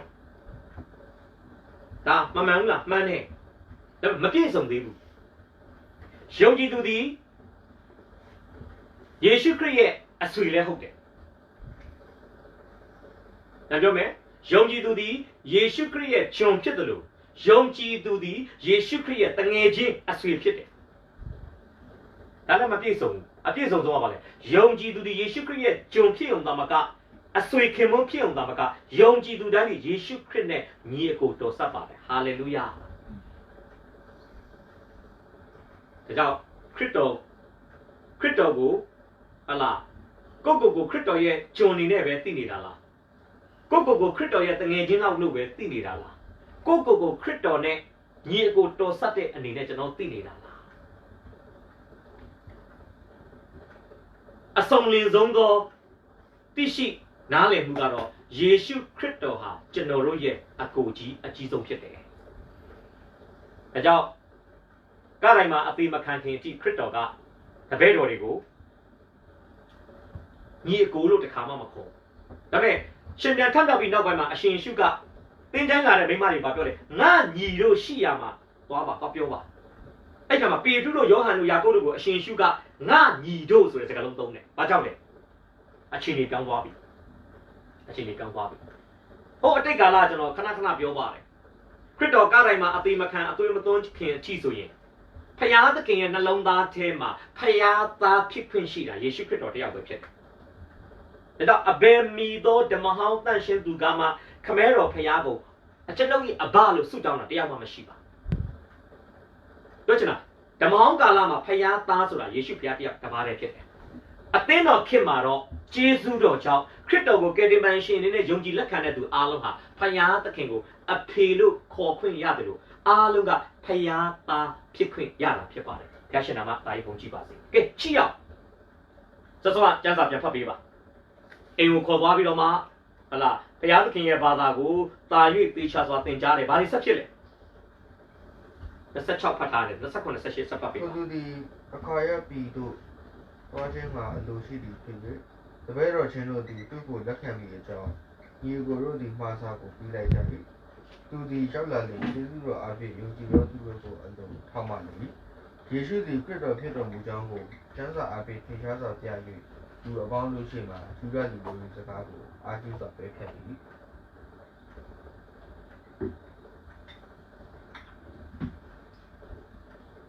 အာပေါလုရဲ့ဘဝအသက်တာကိုကျွန်တော်ဖတ်တဲ့အခါမှာတိဆောက်เสียအရန်ဖြစ်ပါသူကတကယ်တော့အမှုတော်ဆောင်တစ်ယောက်တော့ဖះအသုံးပြုနေတဲ့အမှုတော်ဆောင်တစ်ယောက်ပရိသတ်ကလက်ခံထားတဲ့အမှုတော်ဆောင်တစ်ယောက်စင်ဘော်ကလူလို့ပြောရင်မမားပါဘူးသူဖြစ်သူခါနဲ့အခုအာပေါလုပြစ်တိလနဲ့ဟလာအာကုလဆိုတဲ့ဇနီးမောင်နှံနှစ်ယောက်ကသူ့ရဲ့တရားဟောချက်တွေနားထောင်တဲ့အခါမှာပမာတရားအရာခုနကျွန်တော်သင်တဲ့သင်ခန်းစာလေးဆိုအာပေါလုမှာအတိရှိတဲ့လောက်မရှိမှန်းသိတဲ့အခါမှာသူ့ကိုယူ၍ကျွန်တော်မြင်တဲ့အိမ်လေးပါလေအလဲခေါ်မြင်ဆရာသမင်းလာစားပါအောင်အိမ်ကိုလည်းစုတောင်းမှုလာလဲပါအောင်ဆိုပြီးတော့ဖိတ်ပါလိမ့်မယ်အဲသွားတဲ့အချိန်မှာသူတို့ကျမ်းစာကောင်းကောင်းသင်ပေးတယ်ဒီမှာလေဘုရားသခင်ကြီးဘာသာတရားကိုတာ၍ပြီးတော့သေချာစွာကောင်းကျမ်းစာသင်ပေးတာရောက်ကျွန်တော်တို့လည်း တမာတရားကိုသိစေခြင်းကဆိုတဲ့နှုတ်ကပတ်တော်မိမိသက်တာမှာပြည့်စုံဖို့အတွက်မာနတရားတွေအသက်တာထဲမှာမထားဘဲနဲ့နှိမ့်ချတဲ့စိတ်သဘောနဲ့တမာတရားတွေကိုခံယူဖို့ရကြောင်းဒီနေ့တိုက်တွန်းလို့ဆိုချင်ပါတယ်ငါသိပြီလို့မိတ်ဆွေထင်လိုက်တဲ့အချိန်ဟာမိတ်ဆွေထပ်ပြီးဖို့အခွင့်အရေးတွေမိတ်ဆွေဘက်ကပဲမိတ်ဆွေပိတ်ပင်လိုက်တာနဲ့အလားတန်တူပါတယ်ဒါကြောင့်ချီဆောင်ခြင်းမလာမချင်းကျွန်တော်တို့ကတမာတရားကို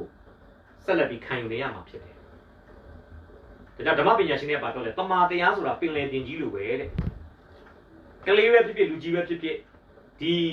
ကျယ်ဝန်းမှုနေရာမှာတော့ကြိုက်တဲ့လောက်လက်ပစ်ကူလို့ရတယ်ဒါပေမဲ့နှက်ဆိုင်မှုကြတော့နည်းနည်းခက်တယ်တို့ပင်လယ်အောက်ကိုငုတ်ဖို့ကတော့ကြိုးစားရမယ်အဖိုးခပေးရမယ်အချိန်တွေပေးရမယ်ပင်လယ်ပြင်အပေါ်ယံမှာကူးခတ်တာကတော့ကလေးလူကြီးဘယ်လိုမှဆိုလုပ်နိုင်တယ်ဗျာဒါတမာတရားကကြဲကြဲပြန့်ပြန့်သိဖို့လွယ်ကူသလောက်တမာတရားကိုနက်နက်ရှိုင်းရှိုင်းဟလာသိဖို့ကတော့အဖိုးခပေးရလိမ့်မယ်အချိန်တွေပေးရမယ်အသက်တာကနှိမ့်ချရမယ်ပြီးတော့သိတဲ့တမာတရားကိုဘာလို့လဲနာခံရမယ်နာခံခြင်းနှိမ့်ချခြင်းအချိန်ပေးခြင်းနဲ့တမာတရားကိုမရောမနဲ့ကျွန်တော်ဝယ်ဖို့လိုတယ်အခုအပေါ်လူဘာလို့လဲတမာတရားကိုဝယ်တယ်ဗျာဝယ်တယ်ဆရာတရားကိုယုံကြည်သူကကျမ်းစာသင်ပေးတာကိုဆရာလုပ်တဲ့သူကနှိမ့်နှိမ့်ချချနဲ့ခံတဲ့အခါမှာအကျိုးခံစားတယ်။ဘာအကျိုးခံစားလဲ။ तू စောစောဖတ်သွားပါလား28ပြန်ဖတ်ပြီးလား။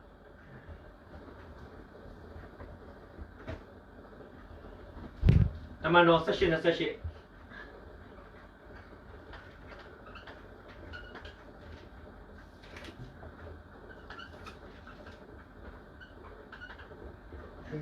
တော်ဖြစ်တော်မူကြောင်းကိုကျမ်းစာအပြင်ထင်ရှားစွာပြ၍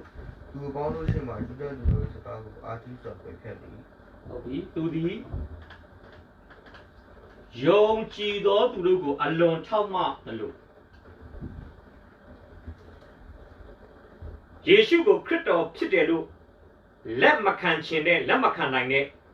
ယုဒဘာသာဝင်တွေရဲ့စကားကိုအားကြီးစွာပြဖြတ်တယ်လို့ပြောပါတယ်ခရစ်ယာန်မှာတိုင်းပုံကြည့်ပါဒါကြောင့်ယုံကြည်သောသူတို့ကိုအလွန်ထောက်မှတယ်ပြီးရင်ယုဒလူတို့ဤစကားကိုအားကြီးစွာပယ်ဖျက်တယ်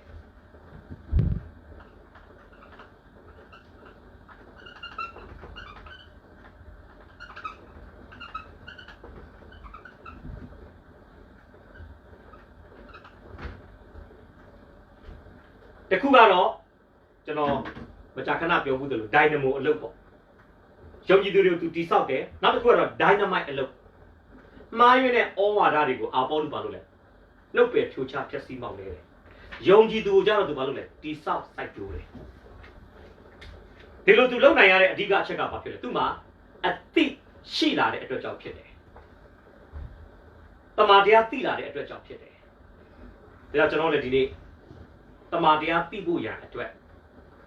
မိမိတဲ့တမာတရားပိုသိတဲ့လူတွေစီမှာအချိန်ပေးပြီးတော့မှနှိမ့်ချခြင်းနဲ့တမာတရားတွေကိုခံယူဖို့လိုအပ်တယ်ဆိုတော့ဒီနေ့ဖော်ပြပေးခြင်းပါတယ်။ကမ္ဘာပေါ်မှာတမာတရားတစ်ခုမှကြံသိတဲ့လူဆိုတာတယောက်မှမရှိပါဘူး။အားလုံးဟာတမာတရားကိုခံယူနေရသေးပဲဖြစ်ပါတယ်။ကျွန်တော်ကိုယ်တိုင်မှစာရေးမိတ်ဆွေအားလုံးတမာတရားခံယူနေရတော့မှကျွန်တော်မသိသေးတာအများကြီးရှိတယ်။လိလာနေတော့လိလာရအောင်မယ်လိလာရင်နဲ့မသိသေးတဲ့အရာတွေအများကြီးဘုရားကပေးသိတယ်။ဒါကြောင့်ယုံကြည်သူဟာပထမအသက်ရှိရမယ်။အသက်ရှိရုံနဲ့မလုံလောက်ဘူး။ဘာလို့လို့လဲ။အသိရှိရမယ်။အဲ့အသိဒီနှုတ်ကပတ်တော်ခံယူခြင်းအဖြစ်ပဲဖြစ်နိုင်တာဖြစ်တယ်။အဲ့အသိဒီနှုတ်ကပတ်တော်ခံယူမယ်။ခံယူတဲ့နှုတ်ကပတ်တော်ကိုလက်တွေ့ကျင့်သုံးခြင်းအဖြစ်အသက်တာထဲမှာတဖြည်းဖြည်းနဲ့ဟလာခရစ်တော်ကိုတိကျွမ်းပြီးရင်တိကျွမ်းရင်းနဲ့ကျွန်တော်တို့ရဲ့ဟလာဝိညာဉ်ရအတိတရားကတဖြည်းဖြည်းနဲ့တိုးတက်လာမှာဖြစ်ပါတယ်။ကဲနောက်ဆုံးကောင်းစဉ်လေးကျွန်တော်ဆက်သွားဖို့ဖြစ်ပါလိမ့်မယ်။နောက်ဆုံးကိုတော့ကျွန်တော်ကဗာရေးထားဆိုရင်အသီးသိရမယ်။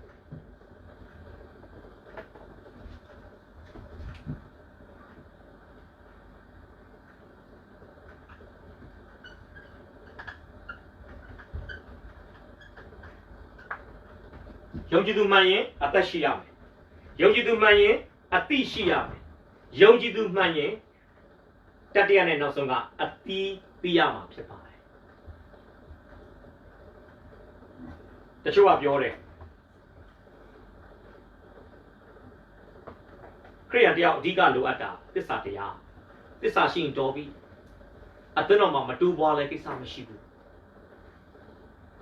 တကယ်တရားလေးလာကြည့်တဲ့အခါမှာ faithful လို့ခေါ်တဲ့သစ္စာရှိခြင်းနဲ့ truthful လို့ခေါ်တဲ့တိုးပွားခြင်းဟာအမြဲတမ်းခွဲခြားလို့မရတဲ့ငွေအကြွေစိတ်တစ်စိတ်မှာရှိတဲ့ခေါင်းနဲ့ပန်းလိုပဲဖြစ်ပါတယ်ဒါမိတ်ဆွေသည်အသက်လည်းရထားမယ်ကျေးဇူးတော်ကြောင့်အတိလည်းရှိမယ်ဆိုရင်တော့မိတ်ဆွေမှာအတိပေါ်ကိုပေါ်လာမှာဖြစ်ပါတယ်ကဲကြည့်ရတစ်သက်29ဂလာတိ9 22 23ငါတို့မျှော်လင့်ခြင်းအကြောင်းဝမ်းမြောက်ခြင်းအကြောင်းဝါကြားခြင်းဤဥရတရခုပါအပေသို့သောအကြောင်းအရာဤငါတို့သခင်ယေရှုခရစ်ကြွလာတော်မူသောအခါရှေ့တော်၌သင်တို့သည်သူတို့သောအကြောင်းအရာဖြစ်ကြသည်မဟုတ်လောဂလာတိ9 22 23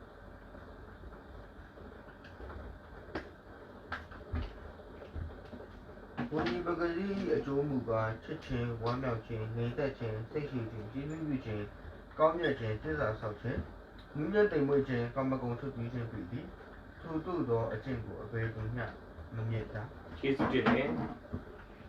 ဝိညာဉ်ရေးရမှာကျွန်တော်တို့အသီးနှမျိုးနဲ့စားတွေ့ရမှာဖြစ်ပါပထမအသီးကတော့တတလုံးလေးဩဝါဒစာပထမဆောင်အခန်းကြီး2အပိုင်ငယ်19မှာတွေ့ရတဲ့အသီးဖြစ်ပါတယ်အဲ့ဒီအသီးကိုတော့ဓမ္မပညာရှင်တွေကဘယ်လိုခေါ်လဲဆိုရင်အပြင်သီးလို့ခေါ်ပါတယ်အပြင်သီးဆိုတာကိုဧဝံဂေလိတရားဝေငှခြင်းအဖြစ်ဖျားသားသမီးမဟုတ်တဲ့သူတွေဖျားသားသမီးဖြစ်လာတာယုံကြည်သူမဟုတ်ခဲ့တဲ့သူတွေယုံကြည်သူဖြစ်လာတာအဲ့ဒါဘာလဲဆိုရင်အပြင်သီးဖြစ်ပါတယ်ဒီနေ့ကျွန်တော်တို့အပြင်သီးသီးတဲ့အတွက်ကြောင့်တနေ့ကျရင်ဘာဖြစ်လဲကောင်းကင်နိုင်ငံရောက်လို့ရှိရင်ကျွန်တော်တို့ဒီ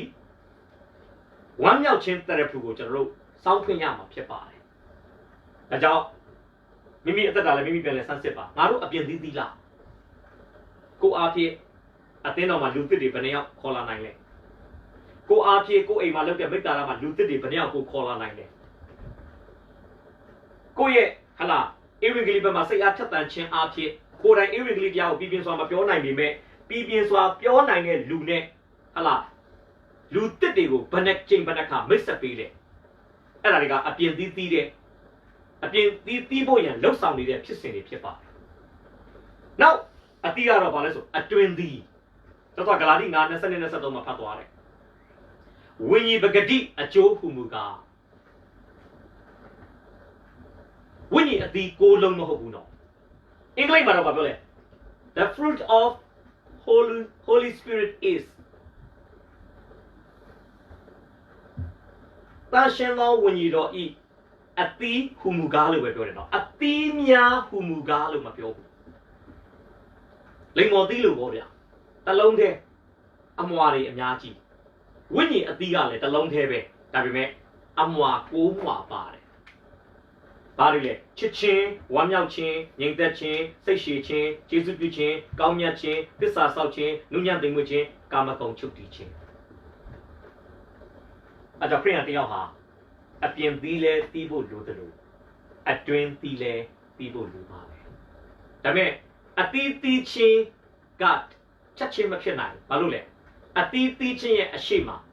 အသိရှိခြင်းနဲ့အသက်ရှိခြင်းကအရင်ရှိတာဖြစ်ပါတယ်ဒါကြောင့်ကျွန်တော်တို့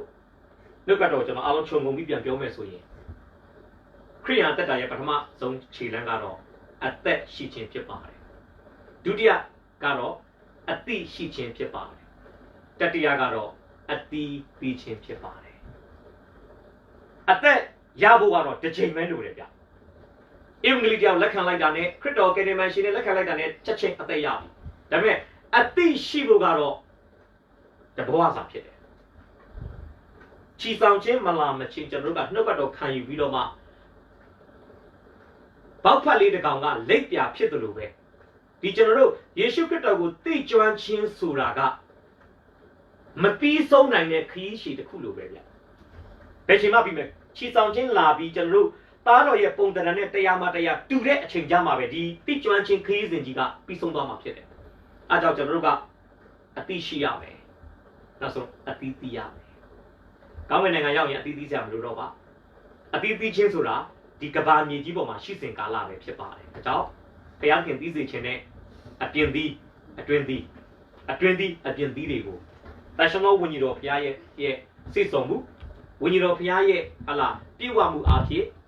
တီးပွင့်ပြီးတော့မှတကယ်ပဲအသုံးလုံးချီတဲ့ခရိယာများအဖြစ်ဘုရားဘုန်းကိုတည်ဆောင်ထင်ရှားကြပါစို့လို့ကျွန်တော်နှုတ်ကတော်အားဖြင့်တိုက်တွန်းအားပေးချင်ပါတယ်နှုတ်ကတော်အားဖြင့်ရောက်တိုင်းပေါ်မှာဘုရားရှင်ကောင်းချီးပေးပါစေတော့ခဏလေးဆုတောင်းအပ်နိုင်ဖို့ဖြစ်ပါတယ်ယေရှုရှင်ဖကိုရော့ကိုယေရှုတင်တယ်ယေရှုတော်ပေါင်းကိုချီးမွမ်းပါတယ်ဒီနေ့မှာလည်းယုံကြည်သူတွေကြည်ညက်ဖို့ရန်လိုအပ်နေတဲ့အသုံးလုံးအကြောင်းကိုတာနှုတ်ကတော်အားဖြင့်ဝင်ငါဖွင့်ပေးသောကြောင့်ယေရှုတင်တယ်